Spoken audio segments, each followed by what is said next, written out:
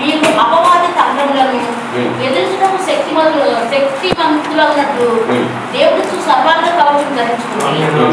ఎలాగనగా మనం పోరాడుతున్నది శరీరంతో కాదు, కానీ ప్రధానంతోనూ అధికారులతోనూ ప్రస్తుత అంధకార సంబంధులకు లోకనాథులతోనూ ఆకాశ మండలం అందున దురాత్మల సమూహంతోనూ పోరాడుతున్నాము. అందుచేతను మీరు ఆపదేశంలో వారిని ఎదురించుటకును సమస్తము నెరవేర్చిన వారై నిలువబడుటకును శక్తివంతులా ఉన్నట్లు దేవుడి సర్వాంగ కవచం ధరించుకుంది. ఎలాగనగా మీ నడుముకు సత్యమును దట్టి కట్టుకొని నీతి అయిన మహిమకు తొడుక్కొని పాతను సమాధాన సువార్త మనసు జోడు తొడుక్కొని నిలవబడి ఇవన్నీ కాక విశ్వాసము డాలు కట్టుకోండి. దానితో మీరు దుష్టుని అగ్నిబాణాలన్నింటినీ ఆత్మకు శక్తిమంతులవుతుంది. మరియు రక్షణను శిరస్త్రాణము దేవుడు వాక్యము ఆత్మకర్తను ధరించుకుంది. ఆత్మ వల్ల ప్రతి సమయం నందు ప్రతి విధమైన ప్రార్థనలు విజ్ఞాపనము చేయొచ్చు. ఆ విషయమై సమస్త పరిశుద్ధుల నిమిత్తము పూర్ణమైన పట్టుదలతో విజ్ఞాపన చేయొచ్చు. మెరుగుగా ఉంది. చదవబడిన వాక్యం దేవుడు మన గురించి వడ్డించుగాక. పరిశుద్ధులారా, ఎఫెసీయులకు రాసిన పత్రిక 6వ అధ్యాయం 10 నుండి 18 వచనాలు చదివి ఉన్నాం. ఈ ఎఫెసీ పత్రికను ఈ కాలపు ప్రవక్త విలియం బ్రన్హామ్ గారు పాత నిబంధనలో ఉన్న యెహోషువ గ్రంథంతో పోల్చారు. హల్లెలూయా.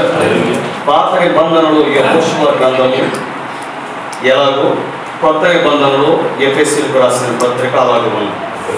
ఎందుకంటే పాత నిబంధనలో యెహోషువ గ్రంథము ఆ కాలపు దేవుని బిడ్డలు ఇశ్రాయేలీయులు వారు ఐగుప్తులో నుండి బయటకు వచ్చిన తర్వాత యోర్దాను నదిని దాటిన తర్వాత వారు వాగ్దాన దేశంలోకి ప్రవేశించారు.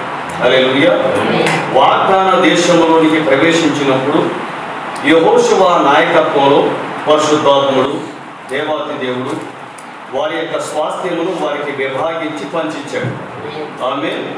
అంటే దేవుడు వారిని ఎందు నిమిత్తము పిలిచాడో, ఎందు నిమిత్తము నిర్ణయించాడో, ఏ పని నిమిత్తము వారిని బయటకు పిలిపించాడో, ఏ దేశానికి చేర్చాలని దేవుడు వారి పట్ల ఆశను ఆకాంక్షను కలిగి ఉన్నాడో అది నెరవేరినటువంటి గ్రంథమే యెహోషువ గ్రంథం.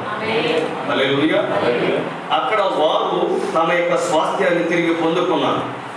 వారు ఏదైతే కోల్పోయారో దానిని తిరిగి పొందుకున్నటువంటి గ్రంథం. అంటే ఏ గ్రంథంలో అయితే వారి గురించి అంటే వారు ఏదైతే పొందుకోవాలని దేవుడు ఆశించాడో అది పొందుకున్న గ్రంథము యెహోషువ గ్రంథం. హల్లెలూయా. బయట అర్థమవుతుందా? శక్తివంతమైన స్తోత్రం చెప్తారా? ప్రియమైన దేవుని బిడ్డలారా, మీరు గమనిస్తే ఇశ్రాయేలీయులను దేవుడు అరణ్య మార్గం గుండా నడిపించాడు. వారు 40 రోజుల్లో చేరాలి వాగ్దాన దేశానికి, కానీ 40 సంవత్సరాలు పట్టింది. కారణం ఏమిటంటే దేవుని వాక్కు వారిని పరిశోధిస్తూ వచ్చింది. అవునా? యోసేపును ఏ విధంగా దేవుని వాక్కు పరిశోధించుతూ వచ్చిందో అలాగే ఇశ్రాయేలీయులను దేవుని వాక్కు 40 సంవత్సరాల పాటు పరిశోధించింది. హల్లెలూయా. నమ్ముతున్నారా? మరి మీరు గమనిస్తే వారు బయటికి వచ్చారు. అనేక శోధనలు, అనేక శ్రమలు, అనేక పరీక్షలు, అనేక విధములైన ఇబ్బందులు 40 సంవత్సరాల పాటు అనుభవించాక మోషే చనిపోయాడు. యెహోషువ నాయకత్వానికి వచ్చాడు. యెహోషువ నాయకత్వంలో వారు అనేక యుద్ధాలు చేశారు. యుద్ధము యెహోవాదే. ప్రభు వారికి తోడుగా ఉన్నాడు. ఆ యుద్ధాలన్నింటిలో వారు జయమును పొందారు. వాగ్దాన దేశానికి చేరారు. వాగ్దాన దేశమును పంచి ఇచ్చాడు ఆయన. హల్లెలూయా. ఇప్పుడు ఎఫెసీయులకు రాసిన పత్రిక కూడా దేవుడు మనకి ఏదైతే వాగ్దానము చేశాడో దానిని పొందుకునేటటువంటి పత్రిక ఎఫెసీ పత్రిక. హల్లెలూయా. దేవుడు మనకు ఏది వాగ్దానం చేశాడు అంటే పరిశుద్ధాత్మను వాగ్దానం చేశాడు. మన వాగ్దాన దేశమే పరిశుద్ధాత్మ, మన విశ్రాంతి పరిశుద్ధాత్మ. హల్లెలూయా. ఏమంటే మన వాగ్దానము, మన స్వాస్థ్యము పరిశుద్ధాత్మ అంటే దేవుడిని మనం కోల్పోయాం. ఏ దేని తోటలో వారు దేవుడిని కోల్పోయారు. మరలా దేవుడిని ఆత్మరూపంలో పొందుకోవటమే మన వాగ్దానం అయి ఉంది. హల్లెలూయా. దేవుడి చేత నింపబడటమే దేవుడు మన కొరకు చేసిన వాగ్దానం. నమ్ముతున్నారా? హల్లెలూయా. ఏదెను తోటలో ఆదాము అవ్వలు దేనినైతే కోల్పోయారో, ఎవరినైతే కోల్పోయారో, ఏ వాక్యదేహాన్ని కోల్పోయారో, ఏ వాగ్దానాన్ని కోల్పోయారో, ఏ అభిషేకాన్ని, ఏ ఉజ్జీవాన్ని, ఏ రక్షణను, ఏ విడుదలను, ఏ విమోచనను, ఏ ఉజ్జీవాన్ని కోల్పోయారో వాటన్నిటిని తిరిగి పొందుకొని తిరిగి పునరుద్ధరించబడేటటువంటి పత్రిక ఎఫెసీ పత్రిక. హల్లెలూయా. అందుకే మీరు గమనిస్తే ఎఫెసీయులకు రాసిన పత్రిక 1వ అధ్యాయంలో దేవుడు అనాది సంకల్పం గురించి మాట్లాడుతున్నాడు. 2వ అధ్యాయంలోనికి వచ్చే సమయానికి మీరు అక్కడ మనము మన అపరాధముల చేత, పాపముల చేత మనం చచ్చిన వారం అయినప్పుడు ఆయన మిమ్మల్ని క్రీస్తుతో కూడా బ్రతికించెను అని, మనం చనిపోయి ఉండగా, మన అపరాధముల్లో పాపముల్లో మనం చనిపోయిన వారం అయి ఉండగా క్రీస్తు మనల్ని బ్రతికించెను అని అక్కడ వ్రాయబడుతుంది. హల్లెలూయా. 3వ అధ్యాయానికి వచ్చే సమయానికి మనం దేవుని యొక్క కుటుంబం అయి ఉన్నామని, ఆయనకు అతుకుబడి ఉండాలని చెప్పబడుతుంది. 4వ అధ్యాయానికి వచ్చే సమయానికి ఆ కుటుంబము, ఆ పరిశుద్ధులు ఎలాగ సంపూర్ణులు అవ్వాలో, పరిశుద్ధుల యొక్క ఏ విధంగా సంపూర్ణులు అవ్వాలో, క్రీస్తు శరీరము ఏ విధంగా క్షేమాభివృద్ధి చెందాలో, పరిచర్య ధర్మము ఎలాగ జరగాలో, ఇవి జరగడానికి దేవుడు 5 రకాల పరిచర్యను ఇచ్చాడని వీటి గురించి చెప్పబడుతుంది. హల్లెలూయా. మరి మీరు గమనిస్తే 5వ అధ్యాయానికి వచ్చే సమయానికి మనమే దేవుని యొక్క శరీరం, మనం దేవుని యొక్క భార్య అని, ఆయన మనల్ని ఏ విధంగా విమోచించాడో, ఏ విధంగా రక్షించాడో, ఏ విధంగా మనల్ని స్వస్థపరిచాడో వ్రాయబడి ఉంది. ఆమేన్. హల్లెలూయా. మరి ఇప్పుడు 6వ అధ్యాయానికి వచ్చే సమయానికి ఇప్పుడు మనము ఏ బాధ్యతను నెరవేర్చాలో దాని గురించి వ్రాయబడి ఉంది. హల్లెలూయా. దేవుడు నిన్ను పిలిచాడు, నిర్ణయించాడు, అభిషేకించాడు. హల్లెలూయా. దేవుడు నిన్ను దత్తత తీసుకున్నాడు. దేవుడు నిన్ను నీ స్థానంలో నిలబెట్టాడు. నీ స్థానంలో నిలబెట్టిన తర్వాత ఇప్పుడు నీవు జరిగించాల్సిన పని ఒకటి ఉంది. హల్లెలూయా. ఇప్పుడు నీవు చేయవలసిన పని అనేది ఒకటి ఉన్నది. నీవు నెరవేర్చాల్సిన కర్తవ్యం ఒకటి ఉంది. నీవు చేయవలసిన విధి ఒకటి ఉన్నది. హల్లెలూయా. అదేమిటి అంటే నువ్వు యుద్ధం చేయాలి. ఆమేన్. ఆ యుద్ధము చేయాలి అంటే నీకు కొన్ని ఆయుధాలు కావాలి. మరి ఆయుధాలు అంటే ఇక్కడ వ్రాయబడి ఉన్నాయి, చదువుతామా? తొదకు ప్రభు యొక్క మహాశక్తిని బట్టి ఆయన యందు బలవంతులై ఉండుడి. హల్లెలూయా. మనము ఈ దయ్యములతో మనం పోరాడేటప్పుడు మన యొక్క శక్తి సరిపోదు. హల్లెలూయా. మన యొక్క బలము సరిపోదు. అంటే సరిపోదు కాదు, అసలు పనికి రాదు. సరిపోదని చెప్పడం కాదు, అది కరెక్ట్ పదం కాదు, క్షమించాలి. అది అసలు పనికి రాదు, యూజ్లెస్. హల్లెలూయా. నిష్ప్రయోజనం. కానీ ఏ శక్తి పనికి వస్తుందంటే ప్రభు యొక్క మహాశక్తిని బట్టి ఆయన యందు బలవంతులై ఉండుడి. హల్లెలూయా. ఇది ఎవరి శక్తిది? దేవుని శక్తి అయి ఉన్నది. ఆయన శక్తిని మనం పొందినప్పుడు, ఆయన శక్తిని మనం కలిగి ఉన్నప్పుడు మనము బలవంతులై ఉంటాం. హల్లెలూయా.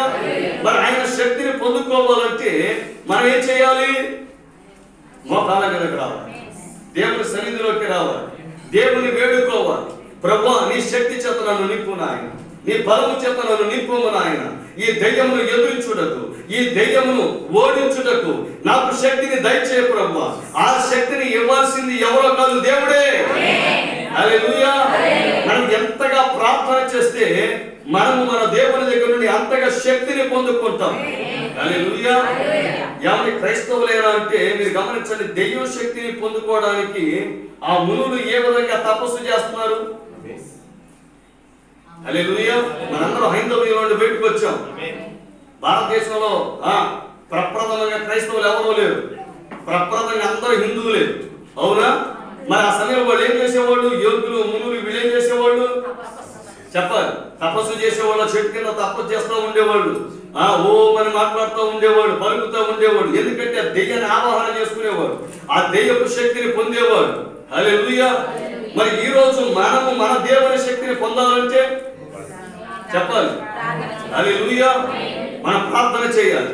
మనం ఎల్లప్పుడూ ప్రార్థనలో ఉన్నప్పుడు మనం దేవుని యొక్క శక్తిని పొందుకుంటూ మనము నానాటికి బలాభివృద్ధి పొందగలం. హల్లెలూయా. నానాటికి ఎదగగలం, దేవుని శక్తిని పొందుకొనగలం. దేవుని శక్తిని మనం పొందుకొనగలిగినప్పుడే మనం సాతానుని ఓడించగలం. హల్లెలూయా. సాతాను దెయ్యం అంటే ఎక్కడో లేడు, కానీ మన శరీరంలోనే ఉన్నాడు. ఈ పాపేచ్ఛల రూపంలో, ఈ శరీరేచ్ఛల రూపంలో ప్రియమైన దేవుని బిడ్డలారా, మనం వీటిని జయించాలి అని అంటే మన శరీరంలో ఏముండాలంటే దేవుని శక్తి ఉండాలి. ఎందుకంటే బలము చేత కాదు, శక్తి చేత కాదు, నా ఆత్మ వల్ల కార్యాలు జరుగుతున్నాడు. హల్లెలూయా.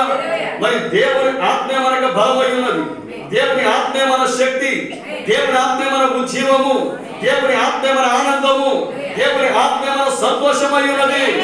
హల్లెలూయా. పరిశుద్ధాత్మ అంటే ప్రియ దేవుని బిడ్డలారా, దేవుని రాజ్యం అంటే భోజనమును పానము కాదు, నీతి, సమాధానము, పరిశుద్ధాత్మ యందలి ఆనందం కలిగి ఉన్నది. హల్లెలూయా. అంటే నువ్వు ఆత్మలో ఆనందిస్తున్నప్పుడు, ఆత్మలో సంతోషిస్తున్నప్పుడు నీలో దేవుని రాజ్యము ఉన్నది. హల్లెలూయా. అంటే దేవుని రాజ్యము నీలోనికి వచ్చింది అంటే అర్థం ఏంటంటే దేవుడు నీ లోపలికి వచ్చినప్పుడు ఆయన రాజ్యం అక్కడ ఉంటుంది. ఆయన కృపా సింహాసనం ఉన్నది అంటే ఆ 4 జీవులు ఉంటారు, ఆ 4 జీవుల అభిషేకం ఉంటుంది. హల్లెలూయా. మరి అంతేకాదు దేవుని సింహాసనం నీలో ఉన్నది, ఆ దేవుడు నిన్ను ఏర్పాటు చేసుకుంటాడు, ఆ దేవుని పరిపాలన నీలో ఉన్నది, ఆ దేవునికి నిన్ను నీవు సంపూర్ణంగా సమర్పించుకోగలవు, దేవునికి నీవు లోబడగలవు, దేవుడు ఏది చెబితే నువ్వు చేస్తావు, దేవుని యొక్క నడిపింపులో నీవు ఉంచావు, దేవుని చేతిలోని చెయ్యి వేసి నువ్వు ముందుకు సాగగలవు. హల్లెలూయా. అంటే మనలో ఏముండాలి? దేవుని రాజ్యము. ఈ దేవుని రాజ్యం అంటే ఏమిటో కాదు, పరిశుద్ధాత్మ చేత నింపబడు. మరి పరిశుద్ధాత్మ చేత నింపబడాలి అంటే నువ్వేం చేయాలి? మోకరించి ప్రార్థన చేయాలి. హల్లెలూయా. అందుకే ప్రవక్త అంటున్నారు, నువ్వు ఏదైనా ఎక్కువగా చేయగలవు. హల్లెలూయా. ఎక్కువగా వాక్యాన్ని చదవగలవు, ఎక్కువగా వాక్యముని వినగలవు, ఎక్కువగా పరిశుద్ధంతో సహవాసం చేయగలవు, కానీ ఎక్కువగా ప్రార్థన చేయలేవు. హల్లెలూయా. ఎందుకని ఎక్కువగా చేయలేవు? నీవు మోకరించిన వెంటనే సాతాను సామ్రాజ్యానికి అది ముందు పాత్ర. హల్లెలూయా. సాతాను సామ్రాజ్యం అల్లల్లాడిపోద్ది, సాతానుడు విలవల్లాడిపోతూ ఉంటాడు. దెయ్యములన్నిటికీ అర్థమైపోతుంది ఇది మా యొక్క అపజయపు గడి అని, పరాజయపు గడి అని అర్థమైపోతుంది. అవన్నీ కూడా నీ పైన దాడికి దిగుతాయి. కానీ ఈ సమయంలో నీవు ఇంకా ఎక్కువగా ప్రార్థన చేయాలి, నీవు ఇంకా ఎక్కువగా దేవుని స్తుతించాలి, ఇంకా ఎక్కువగా దేవుని మహిమపరచాలి. దానియేలు ప్రార్థన చేస్తున్నాడు, 20 రోజులకి పైగా జవాబు రాలేదు, అయినా తను కళ నుంచి లేవలేదు, ప్రార్థన చేస్తూనే ఉన్నాడు. ఆకాశంలో యుద్ధం జరుగుతా ఉన్నది, మిఖాయేలు దిగి వచ్చాడు. హల్లెలూయా. అప్పగించుచున్నవాడిని తీసి పారవేసి దేవుని యొద్ద నుండి జవాబును పట్టుకొని వచ్చాడు. హల్లెలూయా. కాబట్టి నీ ప్రార్థనకు జవాబు వచ్చే వరకు మోకాళ్ళ మీద నుండి లేవకుండా ఎన్ని రోజులైనప్పటికీ కూడా ప్రార్థన చేస్తూనే ఉండు. హల్లెలూయా. ఎందుకంటే విడుదల గడియ ఆసన్నమైనది, మన దేహంలో నుండి వెళ్ళిపోయే గడి ఆసన్నమైంది. ఈ సమయంలో మనకి మరింత ఉద్యోగం కావాలి, మరింత అభిషేకం కావాలి, ప్రభు యొక్క శక్తి మనకే కావాలి. ఇప్పుడు మనము శిఖరాగ్ర స్థాయి పోరాటం చేసే సమయంలో ఉన్నాము. ఇది ఫైనల్ ఆఖరి పరీక్ష. ప్రియమైన దేవుని బిడ్డలారా, ఈ ఆఖరి పరీక్షలో నువ్వు గెలుపొందాలి. నీవు గెలుపొందాలంటే నీకు శక్తి కావాలి, నీకు బలము కావాలి. ఇంకా మనం పోరాడటానికి ఇంకా ఎక్కువ సమయం లేదు. నిజం దేవుని బిడ్డలారా. హల్లెలూయా. ఎందుకంటే మనం నిత్యత్వము యొక్క ఆ తొలి మెట్టు పైన, కాలము యొక్క చివరి మెట్టు పైన ఉన్నాం. హల్లెలూయా. కాలము నిత్యత్వము కాలము ఏకమయ్యే సమయం ఇది. నమ్ముతున్నారా? పరలోకము భూలోకము ఏకమయ్యే సమయము, దేవుడు మానవుడు ఏకమయ్యే సమయము. ఆయన తనను తన సంఘములో కుమ్మరించుకుంటున్నాడు, తన యొక్క జీవపు ఓటను కుమ్మరిస్తున్నాడు, తన యొక్క జీవ కళాలను కుమ్మరిస్తున్నాడు. నీలో క్రీస్తు స్వరూపాన్ని చూడాలని ఆయన ఆశపడుతున్నాడు, తనను తాను నీలో చూచుకోవాలని ఆయన ఆశపడుతున్నాడు. హల్లెలూయా. తుదకు ప్రభు యొక్క మహాశక్తిని బట్టి ఆయన యందు మీరు బలవంతులై ఉండండి. మీరు అపవాది తంత్రములను ఎదురించుటకు శక్తివంతులైనట్లుగా దేవుడిచ్చు సర్వాంగ కవచం ఇది. ఇది ఒక అంగములకు మాత్రమే పరిమితం కాదు. హల్లెలూయా. ఇది శిరస్సు మొదలుకొని అరికాల వరకు అన్ని అంగములను, అన్ని అవయవములను కప్పే కవచం ఇది.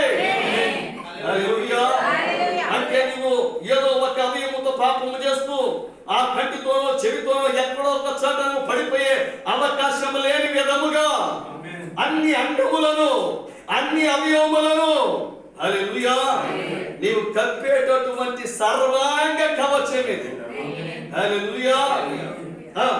ధరించుకొనుడి.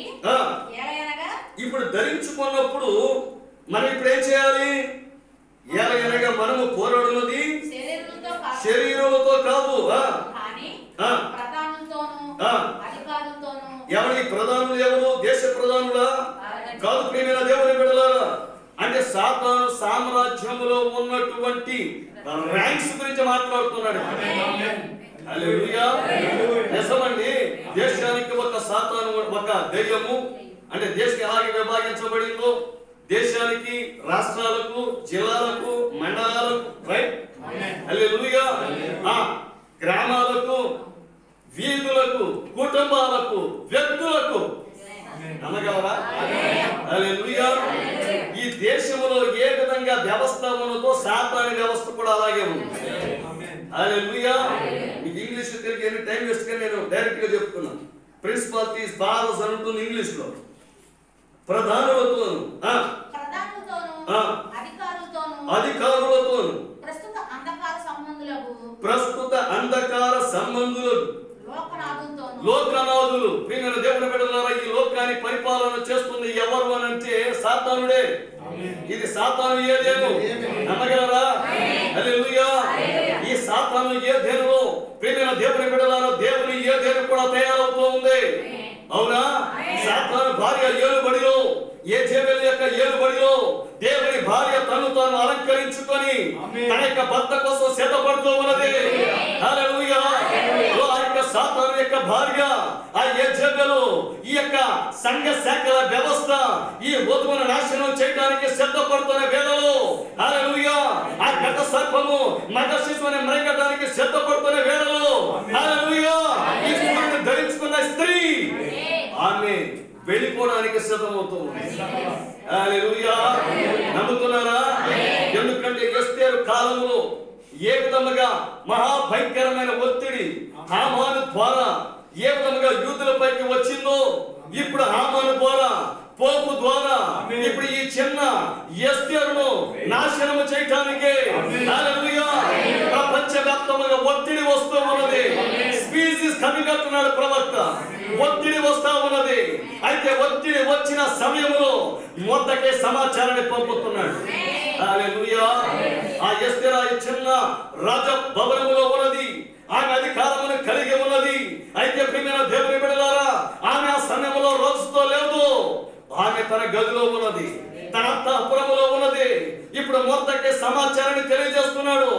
ఒత్తిడి రావడం చూస్తున్నాడు, ఉగ్రత రావడం చూస్తున్నాడు. అతడు పక్షిరాజు, అతడు ప్రవక్త రాబోయేదని చూస్తున్నాడు, జరగబోయేదని చూస్తున్నాడు. అతడు ఆ కాలపు వధువు, ఆ కాలపు రాణి ఎస్తేరుకి తెలియజేస్తున్నాడు. హల్లెలూయా. వచ్చాక చూసుకుందామని ఎస్తేరు అల్లా. హల్లెలూయా. అనిందా ఎస్తేరు వెంటనే మేల్కొన్నది. ఆమె మొదటి మాటను నమ్మింది. నేను రాజభవనంలో ఉన్నా తప్పించుకుంటాను అని అనుకోవడం లేదు. హల్లెలూయా. యూదులందరినీ ఉపవాసం ఉంచండి అని చెప్పడంలో నా వంతు బాధ్యత నేను చేస్తాను ముందు. హల్లెలూయా. వెంటనే 3 దినముల పాటు ఉపవాసము, చెలికత్తెలతో పాటు ఉపవాసం చేస్తుంది, మోకరించి ప్రార్థన చేస్తుంది. హల్లెలూయా. దేవుడు ఎప్పుడు కూడా హెచ్చరిక చేయకుండా తీర్పును వెలువరించాడు. ఆమేన్. ముందు హెచ్చరిక, అటు తర్వాత తీర్పు. ఆమేన్. దేవుడు ఎన్నడూ తన ప్రజలను పట్టించుకునే దేవుడు కాదు, తన ప్రజలను దాటిపోయే దేవుడు కాదు. ఆయన మన కోసమే ప్రాణం పెడితే తన ప్రాణప్రదమైనటువంటి తన వధువును దాటిపోయే దేవుడు కాదు. ఆయన ప్రేమను అర్థము చేసి కొనంత కాలం మన జీవితాలు ఇలాగే ఉంటాయి. కానీ మనం ఎవరి ప్రేమను అర్థం చేసుకోవాలంటే మన కోసం ప్రాణం పెట్టిన మన ప్రాణ ప్రియులే ఆయన ప్రేమను మనం అర్థం చేసుకోవాలి. హల్లెలూయా. సహజంగా మన సంఘానికి వచ్చినప్పుడు కాపరి మాట్లాడుతుంటే మా పాస్టర్ గారు నన్ను ఎలా అన్నారండి, మా పాస్టర్ గారు నన్ను ఇన్ని బాధలు పెట్టారు, మా పాస్టర్ గారు నాతో ఎలాగో ప్రవర్తించారు. కానీ ప్రియమైన దేవుని బిడ్డ, దేవుడు కానీ దైవజనుడు కానీ నీకు శత్రువులు కారుగా. హల్లెలూయా. దేవుడు మాట్లాడినా దైవజనుడు మాట్లాడినా నేను గుణపరచడానికేగా. నీ కష్టం నుండి నేను తప్పించడకు, నీ పైకి దిగి వచ్చుచున్న ఉగ్రత నుండి నేను తప్పించడానికి, నేను నాశనం నుండి తప్పించడానికి, ఆ ప్రళయం నుండి తప్పించడానికి, సర్వశక్తిని సన్నిధుడి ప్రళయం వస్తున్నప్పుడు, ఆ ఉగ్రత వస్తున్నప్పుడు, ఆ ఉగ్రత నుండి నేను తప్పించడానికి వారు ఆరాట పడేది, వారు తపన పడేది, వారు శ్రమ పడేది, వారు ప్రార్థన చేసేది, వారు నిన్ను హెచ్చరించేది, వారు నిన్ను గద్దించేది. ఆ గద్దింపునిక తైలాభిషేకం. హల్లెలూయా. ఆ గద్దింపుని స్వీకరిస్తే పరిశుద్ధుల గద్దింపునిక తైలాభిషేకము. ఆ గద్దింపుని అంగీకరించిన రోజు ఆ పరిశుద్ధాత్మ తైలముని నీవు పొందుకుంటావు. నీవు దేవునికి లోబడినప్పుడు, నీవు ఆయన ప్రేమించినప్పుడు, ఆయన ఆజ్ఞని గైకొన్నప్పుడు ఆ పరిశుద్ధాత్మని పైన కుమరించబడి కుమరించబడి హల్లెలూయా నీవు కూడా దేవుని వలె మారిపోతావు. హల్లెలూయా. నేను దేవుని బిడ్డ, ఎవరు శత్రువులు కాదు, ఎవరు ఎవరికి శత్రువులు కారు ఇక్కడ. హల్లెలూయా. యేసుకు సంతోషపడమైన ప్రేమ దేవుని బిడ్డ, ప్రవక్త అంటున్నాడు ఈ భూమి మీద మానవునికి అత్యంత కష్టమైనది ఏమిటంటే ఒక మానవుడు మరొక మానవుని అంగీకరించడం. హల్లెలూయా. ఒక మానవుడు మరొక మానవుని అంగీకరించలేకపోవటం.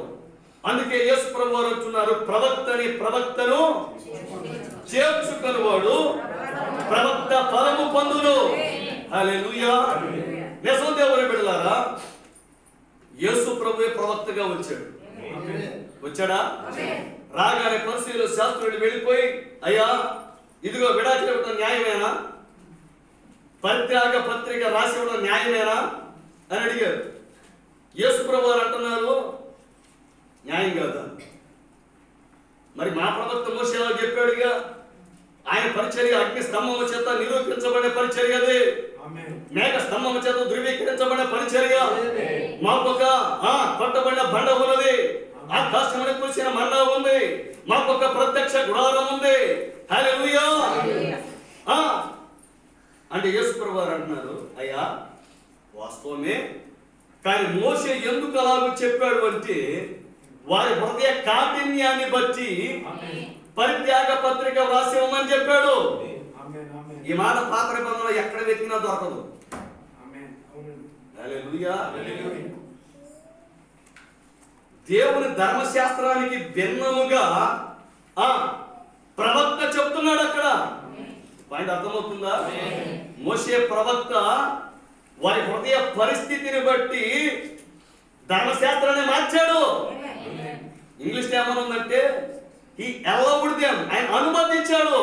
ఎవరండి ప్రవక్త అనుమతించడానికి? ఎవరి ప్రవక్త?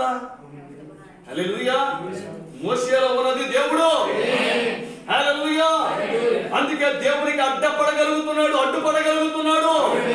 ఉగ్రత దిగి రాకుండా. ఇప్పుడు దేవుడు దిగి వచ్చి చూస్తే మోషేలో ఎవరు కనపడుతున్నారు తెలుసా? దేవుడు కనపడుతున్నాడు. హల్లెలూయా. అందుకే ఈ భూమి మీద ఏ దేవుడు అనబడిన వాడు మానవుని రక్షించలేకపోయాడు. కారణం ఏంటో తెలుసా? హల్లెలూయా. దేవుని దగ్గరికి వెళ్ళి చెప్పగలిగేవాడు కేవలం దేవుడు అయి ఉండాలి. మానవుని దగ్గరకు వచ్చి మానవుని చేతిని పట్టుకొనగలిగిన వాడు కేవలం మానవుడు అయి ఉండాలి. హల్లెలూయా. చిన్న ఉదాహరణ చెప్తాను. మనం పిల్లలను తీసుకొచ్చేటప్పుడు, రోడ్డు మీద నడిపించేటప్పుడు వాళ్ళు మనం ముందు వెళ్తా ఉంటాం, వెనకాలకు చూసేటప్పటికి పిల్లలు ఆగిపోతారు. వెళ్ళి చూస్తే పెద్దోడు దాటేస్తాడు. చిన్న పిల్లోడు ఎదురుగా చిన్న కాలువ ఉంటుంది, వాడు అక్కడ నిలబడి హల్లెలూయా. ఇప్పుడు తండ్రి ఏం చేస్తాడంటే వెళ్ళి ఈ కాలువకి యువతల కాలు పెడతాడు, ఆ కాలువ కాలు పెడతాడు, ఆ సంకల్లో చేతులు పెట్టి ఆ పిల్లోని లేపి ఇటు. హల్లెలూయా. ఇప్పుడు దేవుడు కూడా ఖచ్చితంగా అదే చేస్తాడు. మనం ఈ పాపాన్ని దాటలేకపోతున్నాం, ఈ మరణాన్ని దాటలేకపోతున్నాం, ఈ లోకాన్ని దాటలేకపోతున్నాం. కాబట్టి దేవుడు దిగి వచ్చి ఇటు ప్రక్క కాలు పెట్టాడు దేవుడిగా, అటు ప్రక్క కాలు పెట్టాడు మానవునిగా. మానవుని లేపి ఆ భూలోకముని లేపి పరలోకంలో కూర్చోబెట్టాడు.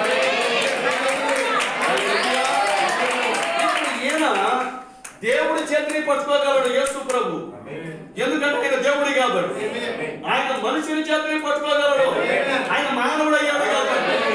ఇప్పుడు మానవుని చేతిని పట్టుకొని దేవుని చేతిని పట్టుకొని ఇద్దరి చేతులు కలపగలిగేవాడు యేసు ప్రభు. అందుకే దేవునికి నరులకును మధ్యవర్తి ఒక్కడే, ఆయన క్రీస్తు యేసు నరుడు. హల్లెలూయా. నమ్మగలరా? దేవుళ్ళు అనబడిన వాళ్ళు ఎవరు మానవ అవతారాన్ని ఎత్తరా, కానీ ఒక్కడే నరుని అవతారాన్ని ధరించాడు, నరవతారి అయ్యాడు. హల్లెలూయా. నీవు ఇప్పుడు చేతులు పైకెత్తితే చాలు. హల్లెలూయా. నీ చేతులు పైకెత్తిన వల్ల ఏమి కాదయ్యా, నన్ను రక్షించేసయ్యా, నన్ను కాపాడయ్యా, నన్ను నాయన ఉద్ధరించయ్యా, నన్ను ఈ రాజ్యానికి తీసుకొని వెళ్ళు. నేను ఈ యోద్ధాన్ని దాటలేకపోతున్నా, ఈ మరణాన్ని దాటలేకపోతున్నా, ఈ బలహీనతను జయించలేకపోతున్నా, ఈ కష్టాన్ని దాటలేకపోతున్నా. ఇదిగో నాకున్న పరిస్థితులు నన్ను అనుముకొని నన్ను ఇబ్బంది పెడుతున్నాయి ప్రభువా, నాకు సహాయం చేయవా అని నువ్వు రెండు చేతులు ఎత్తగలిగితే ఆయన దిగి వచ్చి ఈ చేతులను కొట్టుకొని నేను లేవనెత్తి నేను పరలోక రాజ్యానికి నడిపించగలను. హల్లెలూయా. ఎందుకంటే ఆయన ఒక్కడే కార్యం చేయగలిగిన దేవుడు, ఆయన ఒక్కడే, ఆయన సమర్థుడు, అన్నిటికీ చాలిన దేవుడు ఆయన.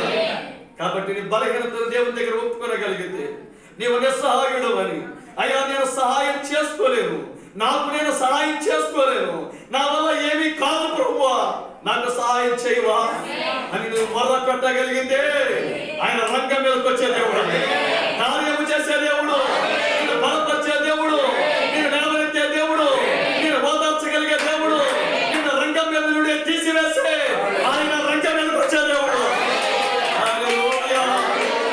ప్రభుకి లోబడదామా, ప్రభుకి సమర్పించుకుందామా? హల్లెలూయా. అప్పుడు యేసు ప్రభువు అంటున్నారు, మోషే హృదయ కాఠిన్యాన్ని బట్టి, మీ హృదయ కాఠిన్యాన్ని బట్టి, అంటే ప్రవక్తన దేవుడు ఏ స్థాయిలో పెట్టాడు? ఆమేన్.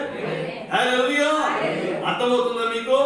ప్రేమ దేవుని బిడ్డలారా, ఈ పదం మీకు ఎక్కడా కనపడదు పాత నిబంధన. ఈ కాల ప్రవక్త విలియం బ్రహ్మం గారు చెప్పారు. ఆమేన్. ఎందుకంటే ప్రవక్త మనుషుల హృదయాలను చూచి వారి పరిస్థితిని బట్టి సరే పోనీ వీళ్ళు భరించలేరు, ఇంత వాక్యాన్ని భరించలేరు. హల్లెలూయా. హృదయం మీ కాఠిన్యం, మీరు హృదయాలు కఠినపరుచుకుంటున్నారు, 40 సంవత్సరాలుగా కఠినపరుచుకుంటూనే ఉన్నారు. సరే ప్రత్యేక పత్రిక రాసి ఇచ్చేసి వెళ్ళిపోండి. కానీ అసలైనటువంటి మోషే వచ్చాడు, అసలైన ప్రవక్త వచ్చాడు, వాక్యం శరీరధారిగా వచ్చాడు. ఇప్పుడు అలా కాదు, నేను ఇప్పుడు మిమ్మల్ని సంస్కరించట్లా, నేను ఇప్పుడు మిమ్మల్ని సంస్కరించట్లా, నేను మిమ్మల్ని ఇప్పుడు పునరుద్ధరిస్తున్నా అన్నాడు. హల్లెలూయా. సంస్కరించడం అంటే తప్పేంటో తెలియజేసి ఆ తప్పును తీసివేయటం, కానీ పునరుద్ధరించడం అంటే మనం ఏదైతే కోల్పోయామో ఆ మునుపటి స్థితికి మనం పునరుద్ధరించడం. అందుకే from the beginning it was not so, ఆది నుండి ఎలాగూ లేదు. హల్లెలూయా. ఆదాములో నుండి హవ్వ తీయబడింది, కాబట్టి ఒక్క పురుషుడు ఒక్క స్త్రీయే, ఆ విడాకులకు అవకాశం లేదు. దేవుడు జతపరిచిన వారిని వేరు చేయుటకు వీలు లేదు అని దేవుడు చెప్పాడు. ఎందుకంటే ఇప్పుడు మానవుణ్ణి దేవుడు ఎక్కడికి పునరుద్ధరిస్తున్నాడంటే ఏ దేని తోట అనుకోవాలి, ఏ దేని తోట స్థితికి. హల్లెలూయా. నమ్మగలరా? యేసయ్యకి స్తోత్రం చెప్తామా? దేవుడు పెట్టారు, యేసయ్య వచ్చిందే మనలను రెస్టోర్ చేయటం, పునరుద్ధరించుటకు. మనం ఏదైతే కోల్పోయాము, ఏ స్థితిని కోల్పోయాము, హల్లెలూయా, ఆయన మరలా మనను బహుభార్యాత్వానికి పునరుద్ధరించట్లా. మన దేవునితో మనము ఒక్కరమే ఏకాంతముగా ఆయనతో అతుకబడి ఆయన మనలో, మనం ఆయనలో, మనము ఒక్క శరీరమై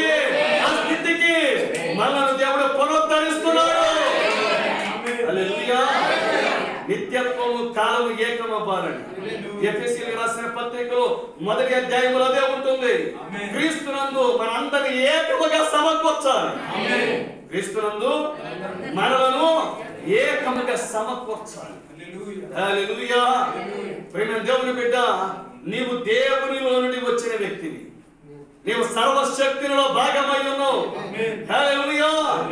నీవు ఎట్టి పరిస్థితుల్లోనూ జయిస్తావు. జయించడానికే నువ్వు పుట్టావు. కానీ దేవునితో కొంచెం సహకరిస్తే చాలు. కొంచెం దేవుని చేతికి నీ చెయ్యందిస్తే చాలు. హల్లెలూయా. ఆయన నేను పట్టుకోవాలని, నేను నడిపించాలని ఆయన చేయి చూస్తున్నాడు. హల్లెలూయా. కానీ నీ చేతిని కొంచెం లేపి ఆయన చేతిలో పెడితే ఒక చిన్న ప్రయత్నం చేస్తే చాలు. ఒక చిన్న ప్రయత్నం చేస్తే చాలు. నీ చేతిని లేపగలిగితే చాలు. ఆయన చేతిలో పెట్టగలిగితే చాలు. నీకు నిత్యత్వమే. హల్లెలూయా. ఆ పసిబిడ్డ కాలువతల నిలబడిపోయి ఎలా ఉన్నాడు అనుకోండి, ఏ తండ్రి సహాయం చేయలేదు. పోనీ ఒకవేళ తండ్రి లేపాలని ప్రయత్నం చేసినా ఆ భుజాలు విరిగిపోవచ్చు. కానీ చేతులు లేపితే, ఆ సంకల్లో చేతులు పెడితే తండ్రికి పట్టు దొరుకుతుంది. ఇక పిల్లోడు జారిపోడు. హల్లెలూయా. నీ ప్రమేయం లేకుండా దేవుడిని రక్షించాలని చూస్తే మధ్యలో విరిగిపోవచ్చు, పడిపోవచ్చు. కానీ నీవు లోబడితే, నీవు అప్పగించుకుంటే, నీ చేతులు పైకి లేపితే, సరెండర్ అయితే, I surrender to you all. నా సమస్తాన్ని నీకే అప్పగించుకుంటున్నాను. నీకే లోబడుతున్నానయ్యా. నీవు అప్పగించుకుంటే నేను లేవనెత్తే దేవుడా, యోర్దానును దాటించే దేవుడు. హల్లెలూయా. ప్రియమైన దేవుని బిడ్డలారా, ప్రవక్త కంటే గొప్పవాడు ఇక్కడ ఉన్నాడు. ప్రవక్త రంగం మీద నుండి వెళ్ళిపోయినా ఏలియా కంటే గొప్పవాడు పరిశుద్ధాత్ముడు ఇక్కడ ఉన్నాడు. అసలైన నిజ ప్రవక్త ఇక్కడ ఉన్నాడు. ఆ దేవుడు ఇక్కడ ఉన్నాడు. ఆ పరిశుద్ధాత్ముడి నాయకత్వంలో మనం ఉన్నాం. మన యెహోషువ మన మధ్య ఉన్నాడు. ఆయన మనకు మన స్వాస్థ్యాన్ని పంచి ఇవ్వటానికి ఇష్టపడుతున్నాడు. హల్లెలూయా. ఆత్మ సంబంధమైన వరములు, ఆత్మ సంబంధమైన ఫలములు అవన్నీ మనకి ఇవ్వడానికి ఆయన ఇష్టపడుతున్నాడు. నీవు అప్పగించుకుంటే చాలు. నీవు లోబడితే చాలు. నీవు దేవునికి కొంచెం కోఆపరేట్ చేస్తే చాలు. సహకరిస్తే చాలు. హల్లెలూయా. దేవుని దగ్గరికి వెళ్ళి నన్ను బ్రతకనివ్వటం లేదు ఆయన, నా మార్గాన్ని నన్ను పోనివ్వటం లేదు. ఆయన నీ మార్గాన్ని అడ్డుకోవటానికే దిగి వచ్చాడు. హల్లెలూయా. నీ మార్గాన్ని నిన్ను అడ్డుకొని నీ దారిని మళ్ళించడానికి ఆయన దిగి వచ్చాడు. హల్లెలూయా.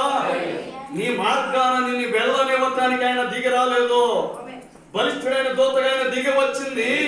నీ మార్గంలో నీవు వెళుకుంటే ఆయన దిగి వచ్చి ఈ మార్గంలో పెడితే నరకానికి వెళ్ళిపోతావు నానా, నీవు నరకానికి వెళ్ళటానికి వీల్లేదు. నేను నిన్ను కలిగి ఉన్నాను. నేను పేరు పెట్టి పిలిచాను. నీవు నా సొత్తు. నిన్ను విమోచించాను. జన్మలో నుండి నిన్ను వేరు చేశాను. నీవు నీ మార్గాన్ని వెళ్ళటానికి వీల్లేదు. అది నీకు కష్టమైనా, అది నీకు నిష్ఠూరమైనా, అది నీకు బాధ అయినా, అది నీకు హింస అయినా నీ మార్గమును నేను నిన్ను పోనివ్వను. హల్లెలూయా. నీకు అది తాత్కాలికంగా దేవుని మీద కోపం వస్తుంది. నన్ను బతకనివ్వరా మారారా, బతకనివ్వడు ఆయన. హల్లెలూయా. నా బ్రతుకు నేను బ్రతుకుతా, నా సావు నేను చస్తా, సావనివ్వడు. నీ బ్రతుకును నిన్ను బ్రతకనివ్వడు. హల్లెలూయా. నీ బ్రతుకుని నువ్వు బ్రతికితే ఆయన దిగి వచ్చే ప్రయోజనం ఏముంది? హల్లెలూయా. ఆ హిందూ దేవతలు చెప్పినట్టు దుష్టులను రక్షిస్తా, దుష్టులను శిక్షిస్తా, శిష్టులను రక్షిస్తా కాదు, నశించిన దాన్ని మనుష్య కుమారుడు లోకానికి వచ్చాడు. నీవు నశించిపోతుంటే 99 గొర్రెలు విడిచిపెట్టి పాపపు పొదల్లో చిక్కుకొని ఉన్న గొర్రె పిల్లని విడిపించడానికి ఆయన దిగి వస్తున్నాడు. నీవు అనుకోవచ్చు, నా పాస్టర్ గారు నన్ను బతకనివ్వడు. బతకనివ్వడు అంతే. ఆ ప్రధాన కాపరి ఈ కాపరిలో ఉన్నప్పుడు హల్లెలూయా, నిజ కాపరి నీ బాగోగులు చూసేవాడు. నిజ కాపరి నీ పైకి వచ్చే ఉగ్రతను చూచి నేను హెచ్చరించేవాడు. హల్లెలూయా. నేను ఎలాగైనా సరే దాన్ని తప్పించాలని ఆరాట పడతాడు. నీ డబ్బు కోసమో నీ ప్రేమ కోసమో నీ యొక్క నీవు ఏదో చేస్తావు ఆశ కాదు. నేను ఎలాగైనా తప్పించాలి, నేను ఎలాగైనా కాపాడుకోవాలి, నేను ఎలాగైనా పరిపూర్ణంగా చేసి యేసయ్యను నిలబెట్టాలి. ఆ మహిమ కిరీటం ముందు ఈ డబ్బుల దిగదుడుపు, ఆ నీతి కిరీటం ముందు ఈ లోకపు పేరు ప్రఖ్యాతులని దిగదుడిపి, ఈ ఉద్యోగాలు, ఈ డబ్బులు, ఈ ఆస్తిపాస్తులు ఇవన్నీ దిగదుడిపే. కానీ మహిమ కిరీటం శాశ్వతం, ఆ నీతి కిరీటం శాశ్వతం. హల్లెలూయా. అందుకే ఇది వర్తమాన సంఘం, ఇది బాధ పెట్టే సంఘమే, ఇది కష్టపెట్టే సంఘమే, ఈ మానవుని బతకలే సంఘమే.